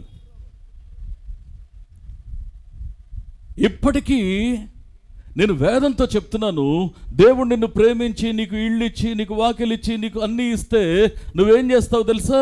ఆ ఇంట్లో వెళ్ళగానే ప్రార్థన చేయిస్తావు, నూనె జల్లిస్తావు, బైబిల్ ముందు తీసుకొచ్చి షెల్ఫ్లో పెట్టిస్తావు, వంటగదిలోకి వెళ్ళి పాలు పొంగిస్తావు. ఇప్పటికీ జ్యోతిష్యాలు కానీ శకునాలు కానీ నిన్ను వదిలిపెట్టనంత వరకు దేవుని కార్యాలు నీ బ్రతుకులో నెరవేరవు. గుర్తుపెట్టుకోవాలి ఈ విషయాన్ని. కొన్నిసార్లు దేవుని చేతిలో నుంచి నేను ఎప్పుడు జారిపోయానబ్బా అంటూ ఉంటాం. ఇప్పటికీ పాలు పొంగితేనండి, పాలు పొంగినట్లు మన జీవితాలు పొంగుతాయి. బైబిల్లో ఉందా అట్లాగా? బైబిల్లో ఉందా? నీ జీవితాన్ని సంతృప్తికరంగా దీవిస్తానని అర్హత లేని బ్రతుకుల్ని ప్రేమించి, ఆదరించి, చేరదీసి, క్షమించి, ఆయన మనల్ని సహించి మంచి జీవితాన్ని మనకిస్తూ ఉంటే పాలు పొంగినట్టు పొంగాలా? నీ ఆత్మ వర్ధిల్లుతూ ఉన్నట్లు నువ్వు అన్ని విషయంలో వర్ధిల్లుతావని వాక్యం తప్పు చేస్తావా నువ్వు? అందుకే చాలామంది జీవితాల్లో ఇప్పటికీ దేవుని చేతుల్లో నుండి జారిపోవడం, విడిపోవడం అంటే అర్థం ఏంటంటే నిజంగా లోకానుసారమైన ఆచారాల్ని అనుసరించడమే. ఒకవేళ పాలు కాసుకుంటే కలిపి కాఫీ తాగండి, తప్పులేదు. కానీ అది పొంగాలని సెంటిమెంట్ నీ గుండెల్లో పెట్టుకొని మాత్రం ఆ పని చేయొద్దు. అయ్యో పొంగిపోయినాయా, చూసుకోలేదండి, మీతో మాట్లాడుతూ ఉన్నాను. చేసింది తప్పు, మళ్ళీ ఇంకొక అబద్ధం చెప్తున్నావు, జాగ్రత్త. అంటే ఆ ఇంట్లోకి నువ్వు అడుగు పెట్టకముందే నువ్వు ఆ యొక్క సెంటిమెంట్కి నువ్వు అక్కడ చోటిచ్చావు అంటే నువ్వు దేవుని కంటే ముఖ్యంగా అపవాదిని లోపలికి ఆహ్వానిస్తున్నావు. వాక్యం సెలవిస్తూ ఉన్నటువంటి మరొక మాట ఏంటి అంటే, ఇక్కడ సోదెగాండ్రతో సహవాసం. మనుష్య ఎంత దుర్మార్గంగా ప్రవర్తించాడో తెలుసా అండి? కానీ ఎక్కడో దేవుని మమకారం అతను వెంటాడుతూ ఉంది, ఎక్కడో దేవుని ప్రేమ అతను వెంటాడుతూ ఉంది. అంటే ఇక సోదెగాండ్రతో సహవాసం చేస్తూ ఉన్నాడు. లోకంతో స్నేహము, దేవునితో వైరమని మీరు ఎరుగరా? అంటే కొన్నిసార్లు మనం ఏం చేస్తున్నామంటే, నేను దేవుడు అంటే నాకు చాలా ఇష్టం అండి, మీరు నన్ను తప్పుగా అనుకోవద్దు. దేవుడు అంటే నాకు ప్రాణం అండి, మీకు తెలుసా? అసలు నా గుండెల్లో దేవుడిని స్మరించకుండా నేను బయటకు వెళ్ళండి, మీకు తెలుసా? అవునా? కానీ నువ్వు లోకంతో స్నేహం చేస్తున్నావు అంటే అర్థం ఏంటంటే నువ్వు దేవునితో వైరానికి నువ్వు కాలు దివుతున్నావు అని అర్థం. దేవుని యొక్క వాక్యాన్ని మనం చూస్తే మనుష్యే ఇక్కడ ఇంకొక విషయాన్ని కూడా చేస్తూ ఉన్నాడు. ఏంటంటే అషేరు అనేటువంటి ఒక దేవతను, ఒక ప్రతిమను దేవుని యొక్క మందిరంలోకి తెచ్చి దాన్ని ప్రతిష్ఠించాడు. అషేరు అనేటువంటి ఒక ప్రతిమను మందిరంలో. నేను మాట చెప్పనా? పౌలు భక్తుడు ఏమంటాడంటే, మీరు తర్వాత చూడండి ఈ మాటని, 1 కొరింథీ పత్రిక 3వ అధ్యాయం 16వ వచనంలో, మీ దేహము దేవుని ఆలయం, ఎవడైనను దాన్ని పాడు చేస్తే నేను దాన్ని పాడు చేస్తానని దేవుడు మాట్లాడతాడు. అంటే ఇక్కడ ఈ వాక్యాన్ని మనం అర్థం చేసుకున్నది వాస్తవమే అయితే ఇక్కడ మనం గమనించాలి, నీ గుండెల్లో నువ్వు దేవునినే నువ్వు ప్రతిష్ఠించుకున్నావా, లేకపోతే దేవుని కంటే ఎక్కువగా నిన్ను ఆక్రమించి, నిన్ను అదుపు చేస్తూ, నిన్ను తన యొక్క ఆలోచనకు తగినట్లు మరి నియంత్రిస్తున్న అంశం మరేదన్నా ఉందా? అది ఒక వ్యామోహం కావచ్చు, అది ఒక వ్యసనం కావచ్చు, అది ఒక స్నేహం కావచ్చు, అది ఒక వ్యక్తి కావచ్చు, అది ఒకవేళ నీ వృత్తి కావచ్చు. దేవుని కంటే ఎక్కువగా నీ గుండెల్లో దేన్నైతే కొలుస్తున్నావో, దేవునికి వాక్యం ఏం చెప్తా ఉందో తెలుసా అండి? నీ గుడిలో క్రీస్తు ప్రతిష్ఠించబడాలి. దేవుడు నిన్ను ప్రేమించి వ్యాపారం ఇస్తే చేసుకో, ఉద్యోగం ఇస్తే చేసుకో, కూలి పనిచ్చినా చేసుకో, కానీ దేవునికి ఇచ్చేటువంటి ప్రాధాన్యత దేవునికే ఇవ్వు. వాక్యం సెలవిస్తున్న సత్యం ఏంటంటే, ఇక్కడ మనుష్యే ఎంత కఠినంగా ప్రవర్తించాడంటే, నిత్యము నా సన్నిధి నేను అక్కడ ఉంచుతానని దేవుడు చెప్తే ఆ మందిరంలో దేవుడు ఆరాధించబడడానికి బదులుగా ఇంకొక ప్రతిమను తీసుకొచ్చి పెట్టాడు. ఇంకొక విషయం ఏంటంటే, 9వ విషయం, మాట వినకపోవడం. ఈ భాగాన్ని మనం సరిగ్గా చూడాలంటే 2వ దినవృత్తాంతాల గ్రంథం 33వ అధ్యాయము 10వ వచనంలో దేవుడు యెహోవా మనుష్యకును అతని జనులకును వర్తమానమును పంపినను వారు చెవియొగ్గకపోయిరి. దేవుని యొక్క వాక్యం సెలవిస్తున్న సత్యం ఏంటి అంటే, మనుష్య యొక్క యాటిట్యూడ్ ఎట్లా ఉందో తెలుసా అండి? దేవుని కోపాన్ని రేపేలా ఉంది. ఇక అందరూ అనుకున్నారు అయిపోయింది మనుష్య పని, ఇక మనుష్యాన్ని కాపాడడం ఆ దేవుని వల్ల కూడా కాదు అని అనుకున్నారు. కారణం ఏంటో తెలుసా అండి? మనుష్యే తనొక్కడే పాపం చేసి, తనొక్కడే తప్పు చేసి తన వరకే పరిమితం కాలా. నాకు ఒక 3 మాటలు చదివినప్పుడు నాకు భయం వేసింది. ఒక 3 మాటలు చదివినప్పుడు, నేను రాజుల చరిత్ర బైబిల్ కాలేజీలో నేను టీచ్ చేస్తూ ఉన్నప్పుడు కంపల్సరిగా ఈ భాగాన్ని చెప్పాలి. రాజుల చరిత్ర గురించి చెప్పేటప్పుడు ఈ భాగాన్ని చదువుతూ ఉన్నప్పుడు నాకు కలిగిన ఆలోచన ఏంటంటే, దేవా ఇంత భయంకరమా, ఒక వ్యక్తి ఇంత దుస్సాహసాన్ని కలిగి ఉంటాడా? ఏంటది? మనషే తన వరకు తాను తప్పు చేయడం మాత్రమే కాదు, ఇంకొక పెద్ద తప్పు 3 పదాలు వాడతాడండి. ఏంటో తెలుసా? అదే ఇక్కడ జాగ్రత్తగా అర్థం చేసుకునేటువంటి ప్రయత్నాన్ని మనం చేస్తే 2వ రాజుల గ్రంథం 21వ అధ్యాయము 9వ వచనాన్ని మనం చూస్తే, చదవండి. ఇశ్రాయేలీయుల ఎదుట నిలవకుండా యెహోవా లయము చేసిన జనములు జరిగించిన చెడుతనమును మించిన చెడుతనమును చేయునట్లు మనషే వారిని రేపాడు. ఇశ్రాయేలీయులను పాపం చేయడానికి, చెడుతనం చేయడానికి రేపెను. కొన్నిసార్లు ఏమవుతుందో తెలుసా అండి, మనం మంచిగానే సలహానేగా, ఒక చిన్న ఆలోచనేగా చెప్పాం, తప్పే ఉంది, వారికి ఏదో మేలు జరుగుద్ది చెప్పాం అనేటువంటి భావంతో ఉంటాం. కానీ నువ్వు చెప్తున్న ఆ సలహా, నువ్వు చెప్తున్న ఆలోచన ఒకవేళ వారిని చెడుకు ప్రేరేపించేదిగా ఉంది అనంటే ఖచ్చితంగా నేను ఈ విషయాన్ని మీ గమనానికి తీసుకొస్తున్నాను. చెడుకు ప్రేరేపించేదిగా నీ సలహా వారి జీవితాల్లో తోడ్పడింది అంటే వారిని పాపానికి రేపిన వ్యక్తివిగా నేను మిగిలిపోతాను. రెండో విషయం ఏంటో తెలుసా అండి? రెండో విషయం ఇక్కడ జాగ్రత్తగా మనం చూస్తే, ఇక్కడ 11వ వచనంలో అక్కడ ఏమంటాడంటే, అదే 2వ రాజులు 21:11, యూదా రాజైన మనషే ఈ హేయమైన కార్యములను చేసి తన ముందున్న అమోరీయుల యొక్క చెడు నడతను కనబరచి తాను పెట్టుకున్న విగ్రహముల వలన యూదావారు పాపము చెయ్యడానికి మనషే కారకుడయ్యాడు. ఇందాకేం చదివేమో తెలుసా అండి? ఒకరు తప్పు చేయడానికి, తాను ఇశ్రాయేలులు తప్పు చేయడానికి అతడు వారిని రేపెను అని చూసాం. ఇప్పుడు యూదావారు పాపం చేయడానికి మనషే కారణమయ్యాడు.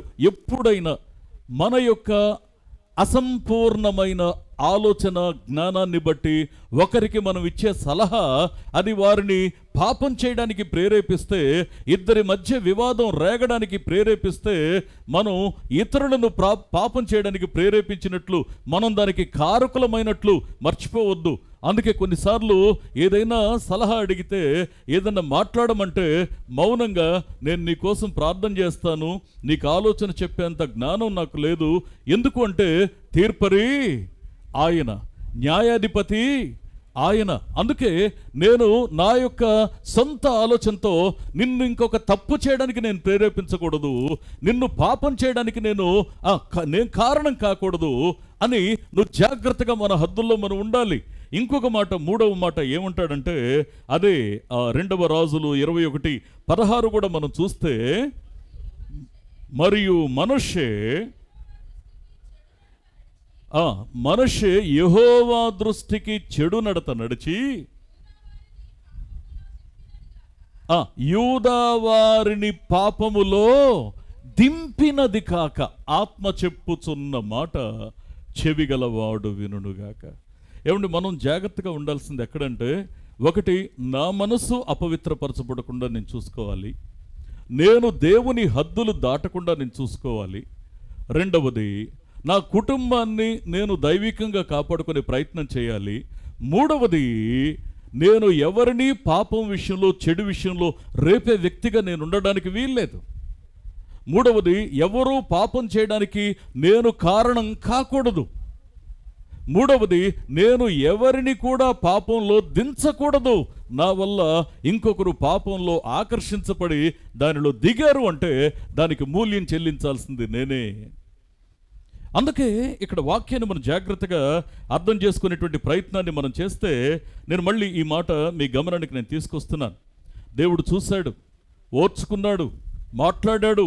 కానీ ఇక్కడ ఆశ్చర్యకరమైన విషయం ఏంటంటే, నిజంగా మనషే ఎంత దుర్మార్గంగా ప్రవర్తిస్తున్నాడంటే చూడండి ఒకసారి యెషయా గ్రంథంలో నేను ఒక మాట మీ గమనానికి తీసుకొస్తాను. దేవుని యొక్క జవాబులు కొన్నిసార్లు ఎలా ఉంటాయో తెలుసా? యెషయా గ్రంథం 66వ అధ్యాయము 4వ వచనాన్ని ఒకసారి మనం చూసినట్లయితే, నేను పిలిచినప్పుడు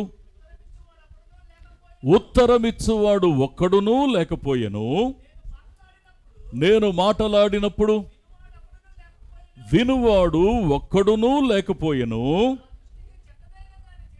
నా దృష్టికి చెడ్డదైన దానిని చేసిరి,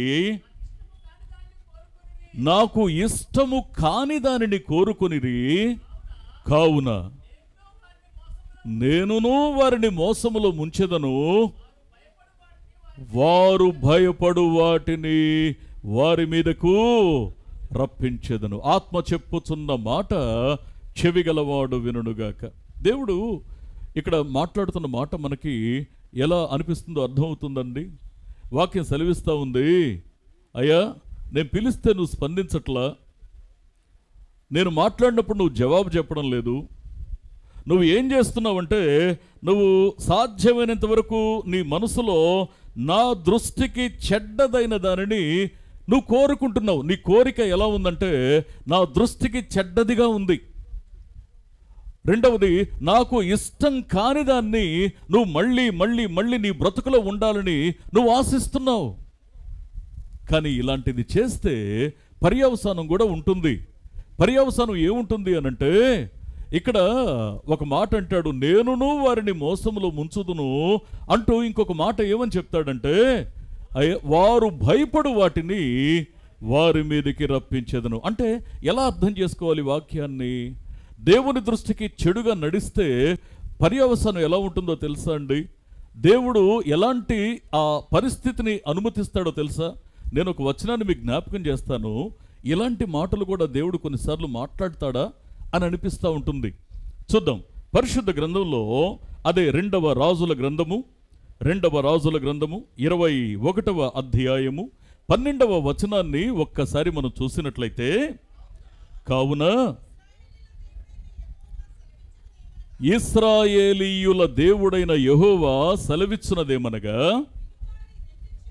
జాగ్రత్తగా వినండి, వినువారి రెండు చెవులు గింగురుమనునంత కీడు యెరూషలేము మీదికిని యూదా వారి మీదికిని రప్పిస్తాను. ఆత్మ చెప్పుచున్న మాట చెవిగలవాడు వినుగాక.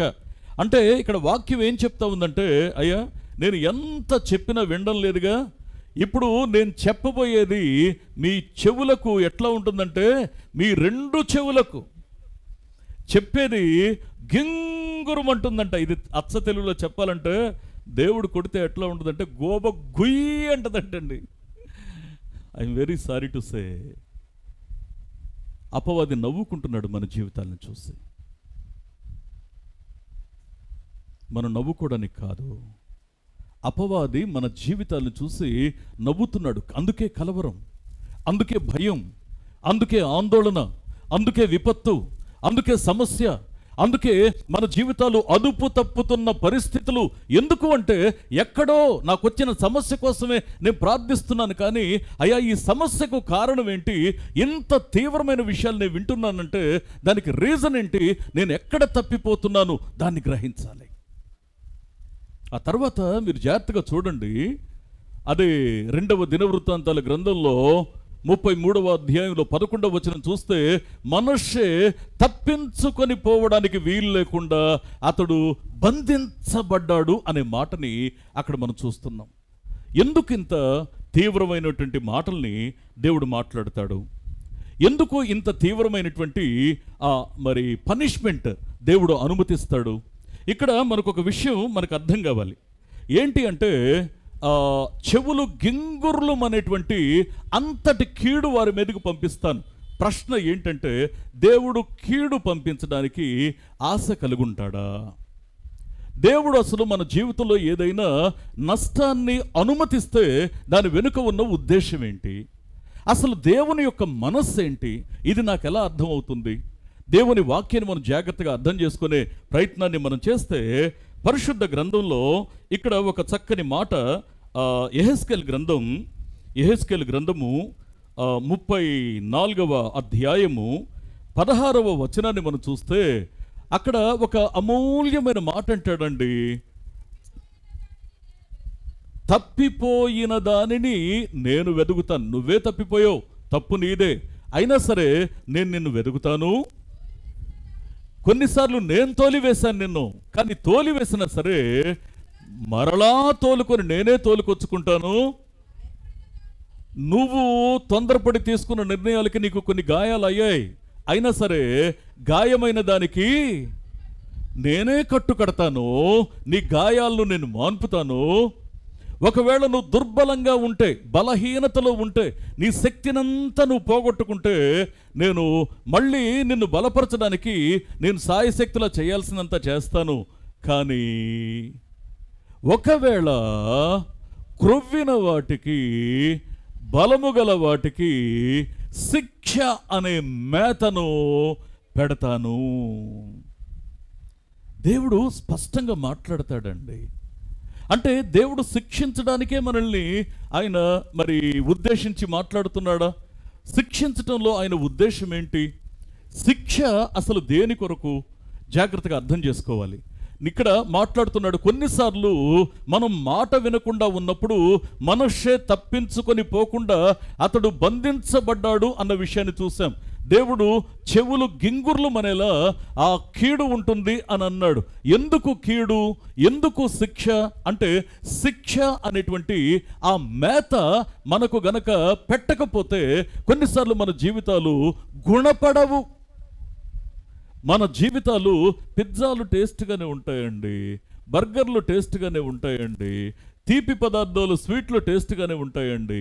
కానీ ఒకవేళ నీ నియంత్రణలో లేకుండా నువ్వు హద్దులు మీరావంటే చేదైన గుళికలు మింగక తప్పదు, కాకరకాయ రసం తాగక తప్పదు, మెంతులు నలుపుకొని తినక తప్పదు. చేదైన గుళికలు, మందులు దేనికి అంటే మన యొక్క జీవితంలో గుణపడడానికి. ఆయన పరమ కుమ్మరే కాదు, పరమ వైద్యుడు కూడా.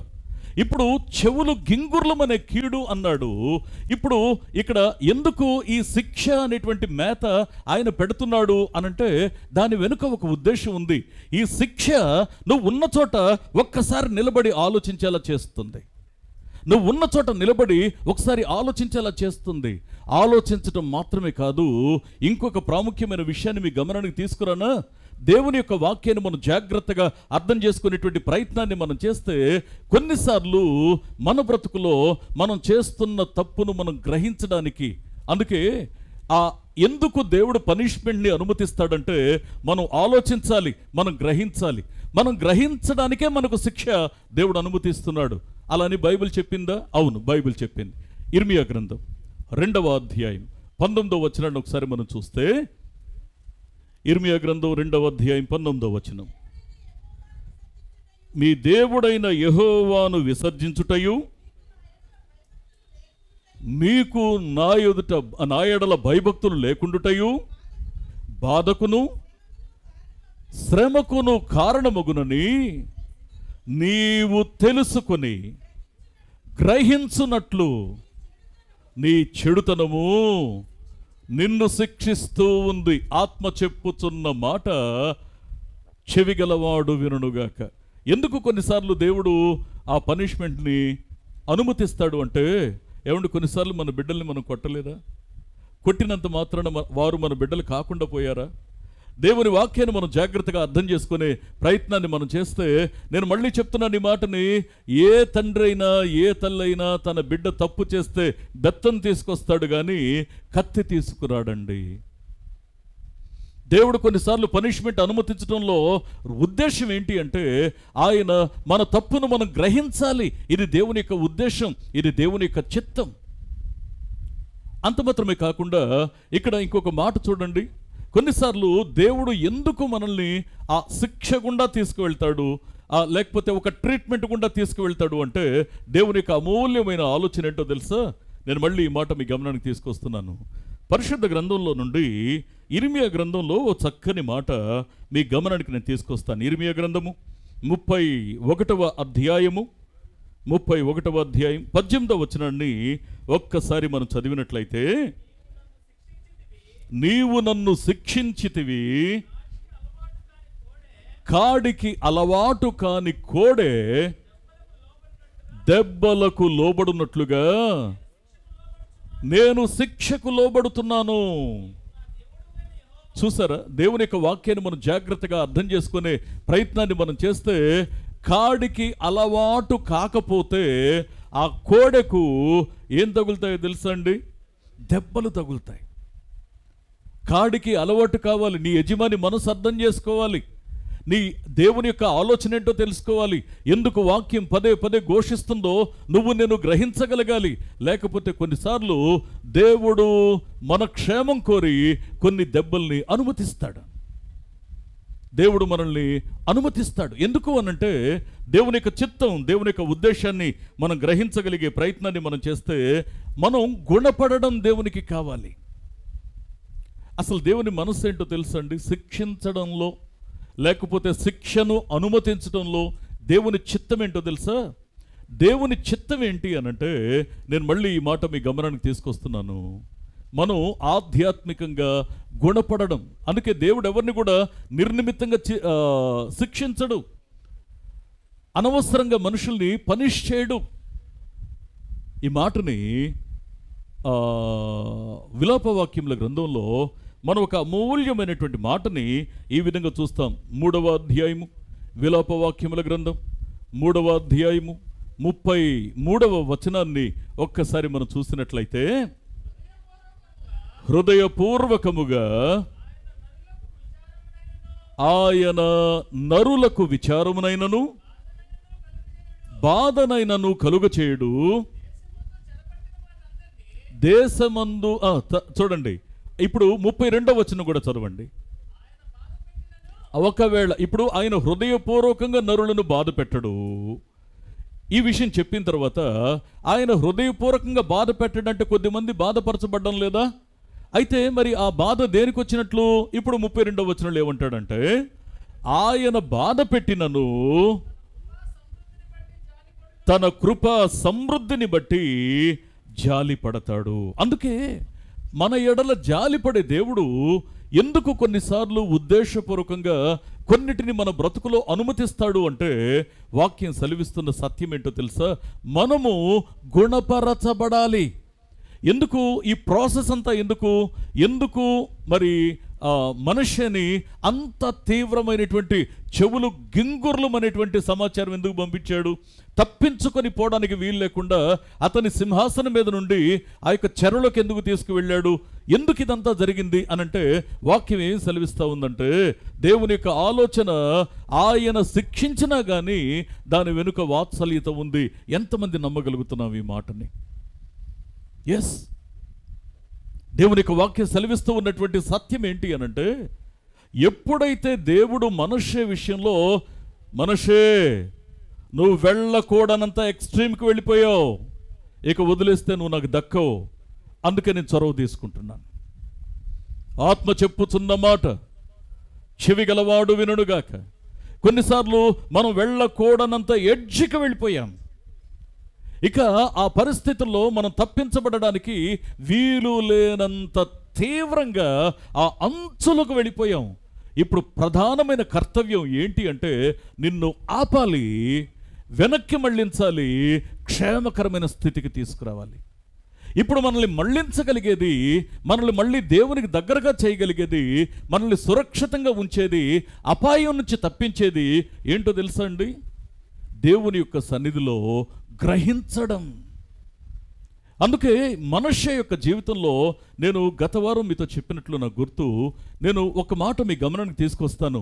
ఆత్మీయ జీవితంలో పెద్ద సమస్యలు పరిష్కరించబడడానికి ఒక చిన్న పరిష్కారం ఏంటో తెలుసా అండి?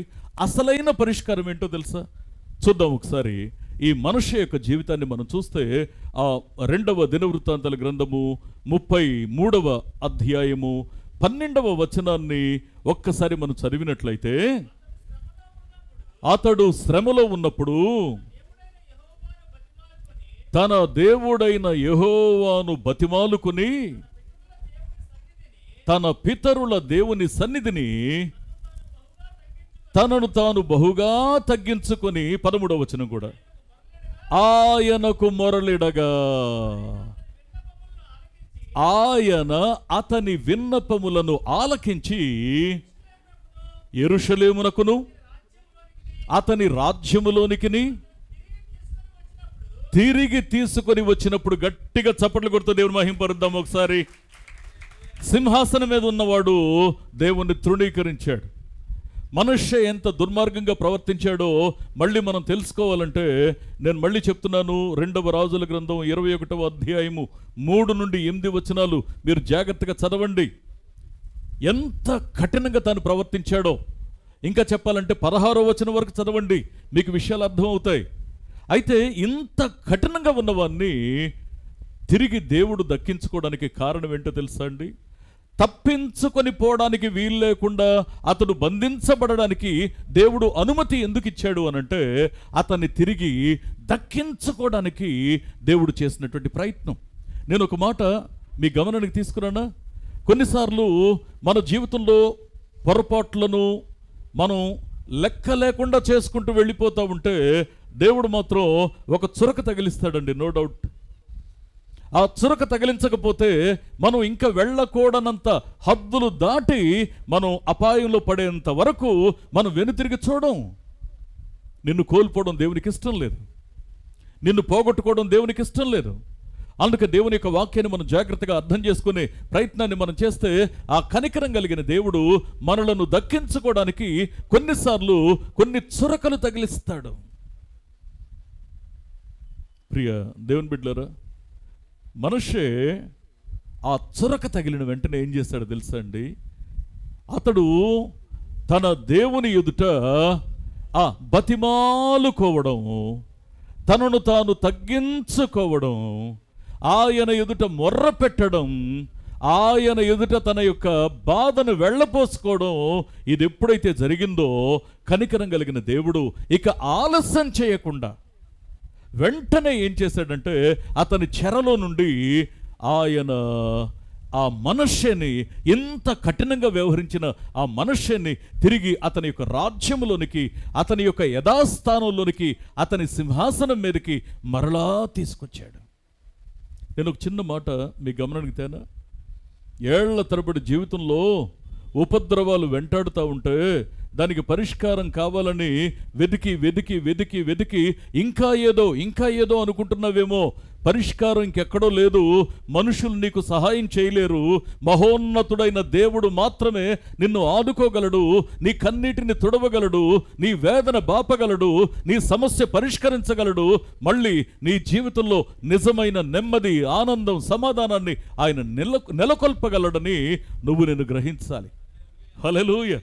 అందుకే దేవుడు తన ప్రేమపూర్వకమైనటువంటి ఆ యొక్క ఆలోచన, నేను ఒకసారి మీతో చెప్పాను, కొద్దిమంది పిల్లలు ఏడ్చి ఏడ్చి ఏడ్చి ఒక్కొక్కసారి గుక్క పెట్టేస్తారండి.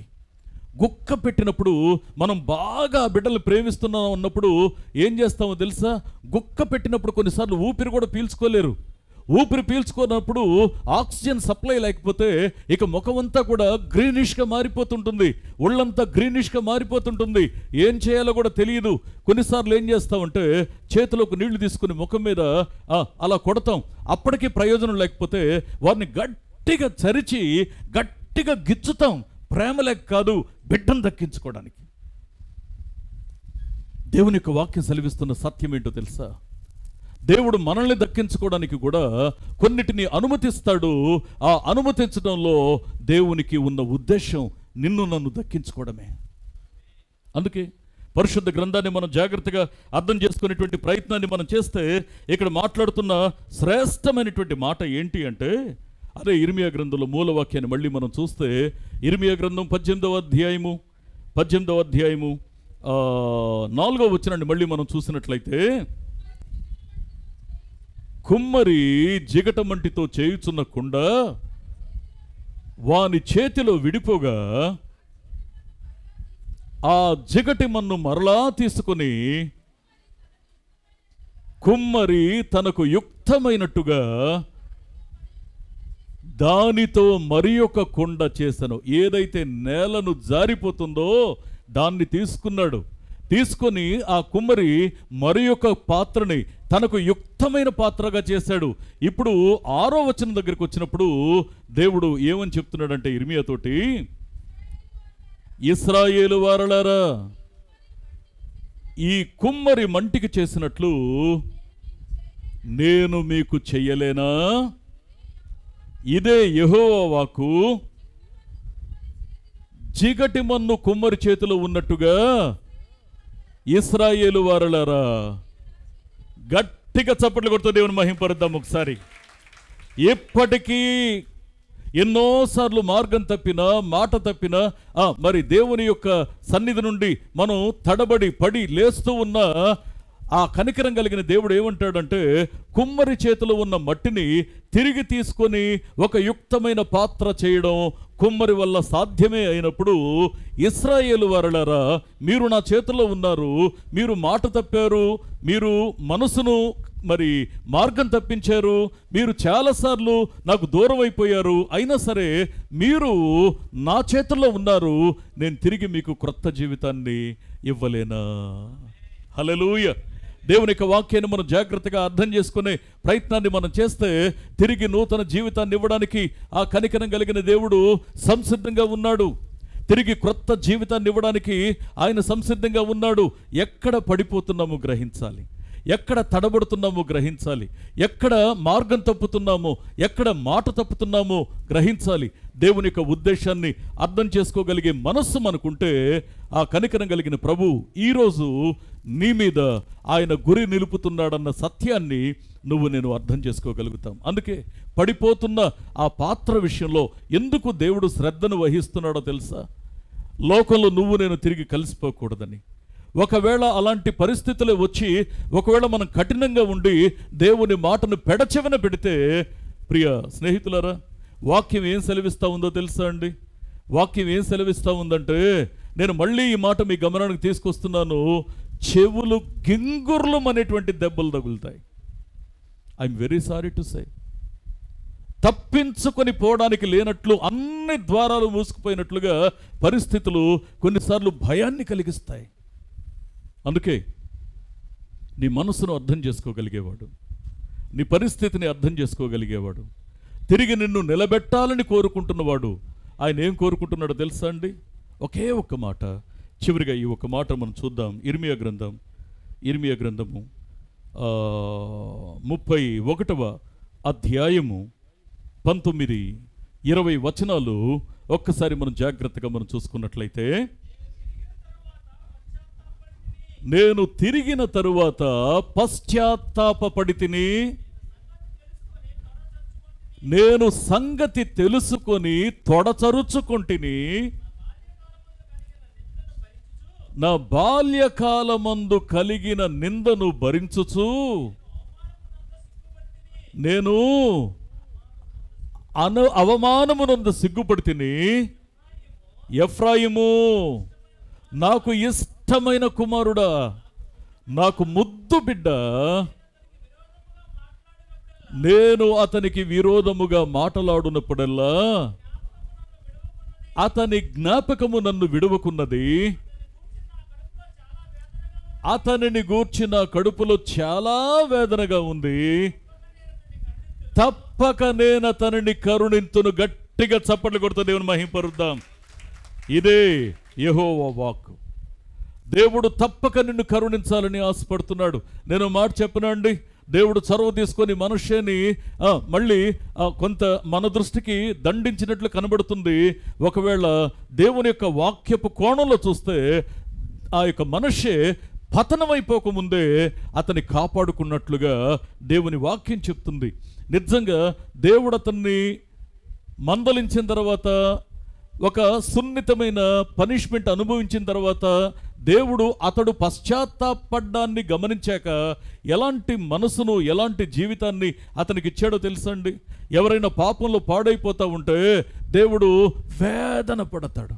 ఎవరైనా దేవుని యొక్క ఆత్మీయ విలువలకు తగినట్లు కాకుండా దిగజారుతూ ఉంటే దేవుడు నొచ్చుకుంటాడు. నేను మళ్ళీ ఈ మాట మీ గమనానికి తెస్తున్నాను. మార్పు చెందిన తర్వాత మనుష్య బ్రతుకు ఎట్లా ఉందో తెలుసా? చివరిగా ఈ ఒక్క మాట చూడండి. 2వ దినవృత్తాంతాల గ్రంథము రెండవ దినవృత్తాంతాల గ్రంథము 33వ అధ్యాయము అక్కడ 15, 16 వచనాలు ఒక్కసారి మనం చూసుకున్నట్లయితే, మరియు యెహోవా మందిరము నుండి అన్యుల దేవతలను విగ్రహములను తీసివేసి యెరూషలేమునందును యెహోవా మందిర పర్వతమునందును తాను కట్టించిన బలిపీఠములన్నిటినీ తీసి పట్టణము బయటకి వాటిని లాగివేయించెను. ఆత్మ చెప్పుచున్న మాట చెవిగలవాడు వినుగాక. 15వ వచనంలో ఇక్కడ ఏం కనబడతా ఉందంటే ప్రక్షాళన కనబడతా ఉంది. ఇందాక 12, 13 వచనాల్లో పశ్చాత్తాపం కనబడింది. ఇక్కడ 15వ వచనంలో ఇక్కడ ప్రక్షాళన కనబడతా ఉంది. తనకి దేవునికి అడ్డుగా ఏవైతే ఉన్నాయో వాటిని పడగొట్టి పట్టణం వెలుపలకి లాగించి వేశాడు. ఇది నిజంగా ప్రక్షాళన. ఇప్పుడు పరివర్తన కనబడుతుంది 16వ వచనంలో. చదవండి. ఇదియుగాక అతడు యెహోవా బలిపీఠమును బాగు చేసి దాని మీద సమాధాన బలులను కృతజ్ఞతార్పణలను అర్పించుచు ఇశ్రాయేలీయుల దేవుడైన యెహోవాను సేవించుడి అని యూదా వారికి ఆజ్ఞ ఇచ్చెను. గట్టిగా చప్పట్లు కొడుతూ దేవుని మహింపరుద్దాం ఒకసారి. ఏమండి, ఎవరు ఆజ్ఞ ఇస్తున్నారో తెలుసా? యెహోవా మనుష్యకును అతని జనులకును వర్తమానమును పంపినను వారు చెవియొగ్గకపోయిరి. ఒకప్పుడు చెవియొగ్గలేదు, ఇప్పుడు అతని యొక్క ఆత్మీయ మనోనేత్రాలు తెరవబడ్డాయి. అందుకే దేవుని దగ్గర పశ్చాత్తాపడ్డాడు. పశ్చాత్తాపడ్డాక దేవునికి తనకి అడ్డుగా ఉన్న వాటిని పడగొట్టి పట్టణము వెలుపలకి లాగించి వేశాడు. ఇక్కడ ప్రక్షాళన జరిగింది. ఇప్పుడు పరివర్తన ఏంటి అంటే తాను దేవుని సాక్షిగా నిలబడి మాట్లాడుతున్నాడు. దేవుడు నిన్ను నిలబెట్టుకుంటే నీ బ్రతికెలా ఉంటుందో తెలుసా? దేవుడు నిన్ను వాడుకోవడం ప్రారంభిస్తే కొన్నిసార్లు నేలను పడిపోతున్నటువంటి స్థితిలో దేవుడు మనల్ని పైకి లేపి ఆయన తనకు యుక్తమైన పాత్రగా నిన్ను నన్ను చేస్తే మన జీవితాలు ఎలా ఉంటాయో తెలుసా? దానికి ఒక నిదర్శనం ఏంటి అంటే మనుష్య యొక్క జీవితమే. అబీమెలెకు యొక్క జీవితంలో కొద్ది విషయాలు చూస్తాం.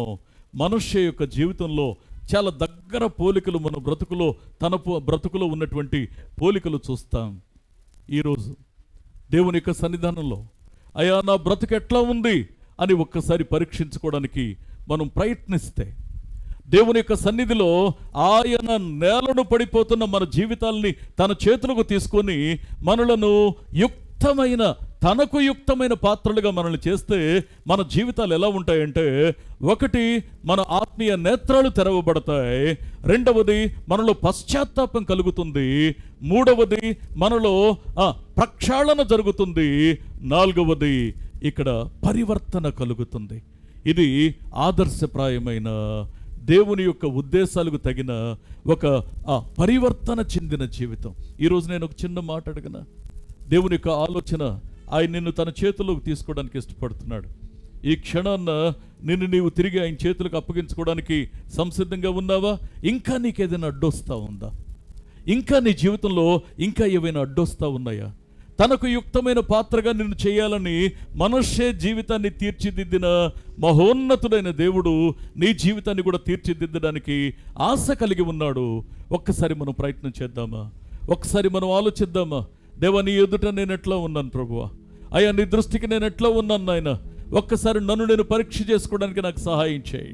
నన్ను నేను ప్రక్షాళన చేసుకోవడానికి నాకు సహాయం చేయి. నేను పరివర్తన చెందడానికి నాకు సహాయం చేయి. ఒకసారి మనం ప్రార్థన చేసుకుందాం. ప్రతి ఒక్కరూ కూడా దేవుని సన్నిధిలో పరీక్షించుకోవడానికి, ప్రక్షాళన చేసుకోవడానికి మన మనసులను ఒక్కసారి ఆయన తట్టు మళ్ళించి, దేవా నీ పాదాల దగ్గరికి వస్తున్నాను నాయన. ఎన్నోసార్లు నేను పాపం చేయకుండా నువ్వు అడ్డగించావు. అబీమెలెకు యొక్క జీవితాన్ని ప్రేమించిన దేవుడవు నా జీవితాన్ని కూడా ప్రేమిస్తూ ఉన్నావు. నేను పాపం చేయకుండా నన్ను అడ్డగించావు. అయా చెడును ముట్టనీయకుండా నువ్వు కాపాడావు. అయ్యా నా బ్రతుకులో నేను మళ్ళీ మార్గం తప్పకుందునుగాక, మళ్ళీ నీ మనసును నేను నొప్పించకుందునుగాక. ఒకసారి మనం ప్రార్థన చేసుకుందాం. మనుష్య యొక్క జీవితాన్ని మనం చూస్తున్నాం. తాను పతనమవడమే కాకుండా ఇతరుల జీవితాలను పాపము చేసేలా రేపినట్లు మనం చూస్తున్నాం. ఇతరులు పాపం చేయడానికి తాను కారకుడైనట్లు మనం చూస్తున్నాం. ఇతరులను పాపంలో దింపినట్లు మనం చూస్తున్నాం. జాగ్రత్త సుమా, ఏ విషయంలో కూడా మనిషిగా మనం తీర్పరులుగా ఉండొద్దు. ఏ విషయంలో కూడా మనం దేవుని యొక్క స్థానాన్ని మనం తీసుకోవద్దు. దేవుడు చేయబోయే అద్భుతాన్ని నువ్వు చూడాలి అంటే ఆయన హెచ్చరిస్తున్నప్పుడు మనం లొంగుదాం, ఆయన హెచ్చరిస్తున్నప్పుడు మనం లోబడదాం. ఒకసారి మనసు తెరిచి మనం ప్రార్థన చేసుకుందాం. ఆయన మాట వినకుండా మనం మొండిగా ఉంటే చెవులు గింగుర్లు మనేలా కొన్నిసార్లు కీడు మన మీదకి వస్తుందని వాక్యం చెప్తా ఉంది. ఆ కీడును పంపించడానికి కూడా ఉద్దేశం ఏంటి అంటే శిక్ష అనే మేత మనకు పెట్టడానికి. శిక్ష అనే మేత పెట్టడంలో ఉద్దేశం ఏంటంటే మన తప్పును మనం గ్రహించడానికి. మన తప్పును మనం గ్రహిస్తే మనం దిద్దుకుంటామని. ఒక్కసారి మనం పరీక్షించుకుందాం, ఒక్కసారి మనం ప్రార్థన చేసుకుందాం. దయగలిగిన తండ్రి మహోన్నతుడా, మరొకసారి మీ పాదాల దగ్గరికి వస్తూ ఉన్నాం మా ప్రభు. అయా కనికరం కలిగిన మీ చేతులకు నాయనా ఎన్నికలేని మమ్మల్ని అప్పగించుకుంటూ ఉన్నాను నా తండ్రి. అయా నీ వాక్యంలో మీరు సెలవిచ్చిన ప్రతి మాటకై మీకు స్తోత్రాలు.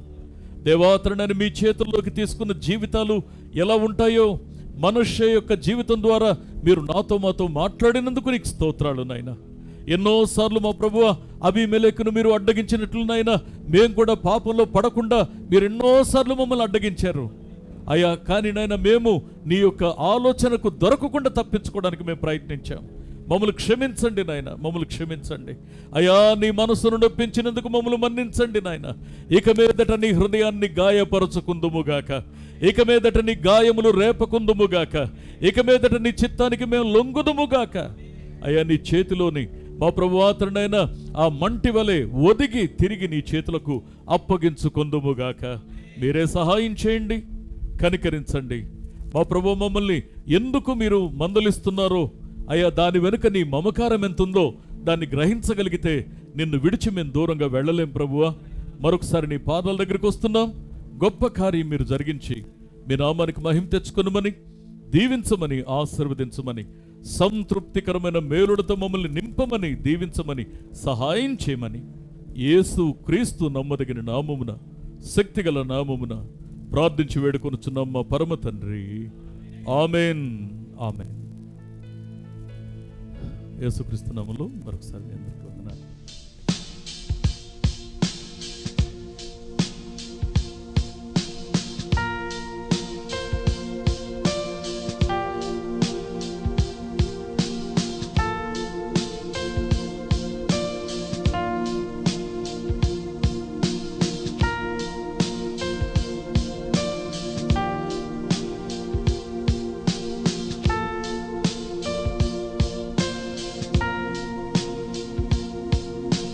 చీకటిలో కాంతివి,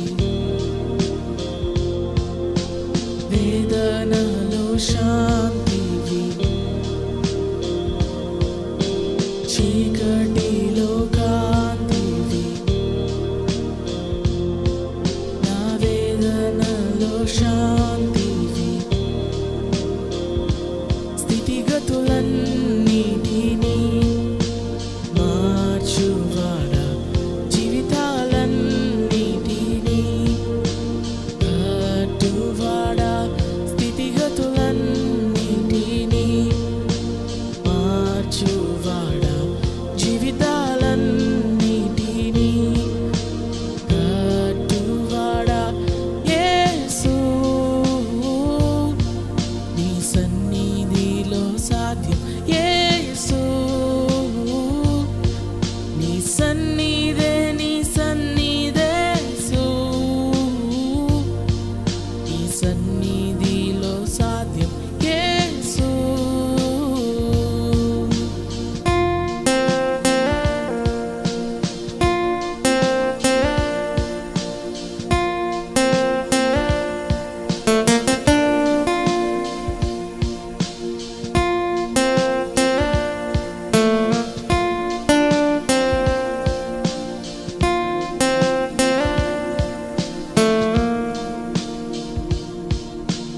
సమస్తము సాధ్యం నీ యందే నా విశ్వాసం సమస్తము సాధ్యం నీ యందే నా విశ్వాసం స్థితిగతులన్నిటినీ మార్చువాడా జీవితాలన్నిటినీ కట్టువాడా స్థితిగతులన్నిటినీ మార్చువాడా జీవితాలన్నిటినీ కట్టువాడా యేసు నీ సన్నిధిలో సాధ్యం యేసు నీ సన్నిధే యేసు నీ సన్నిధిలో సాధ్యం యేసు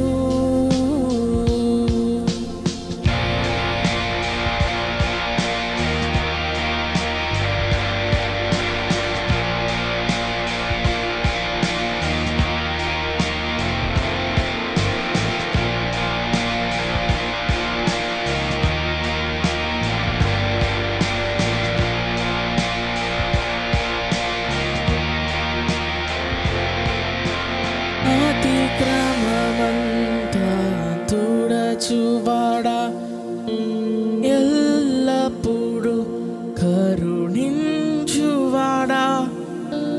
మంచితనము కనపరచువాడా ఎల్లప్పుడూ దీవించువాడా అతిక్రమమంతా తుడచువాడా ఎల్లప్పుడూ కరుణించువాడా మంచితనము కనపరచువాడా ఎల్లప్పుడూ దీవించువాడా యేసు నీ రక్తములో సాధ్యం యేసు నీ రక్తమే యేసు నీ రక్తములో సాధ్యం యేసు నీ రక్తమే యేసు నీ రక్తములో సాధ్యం యేసు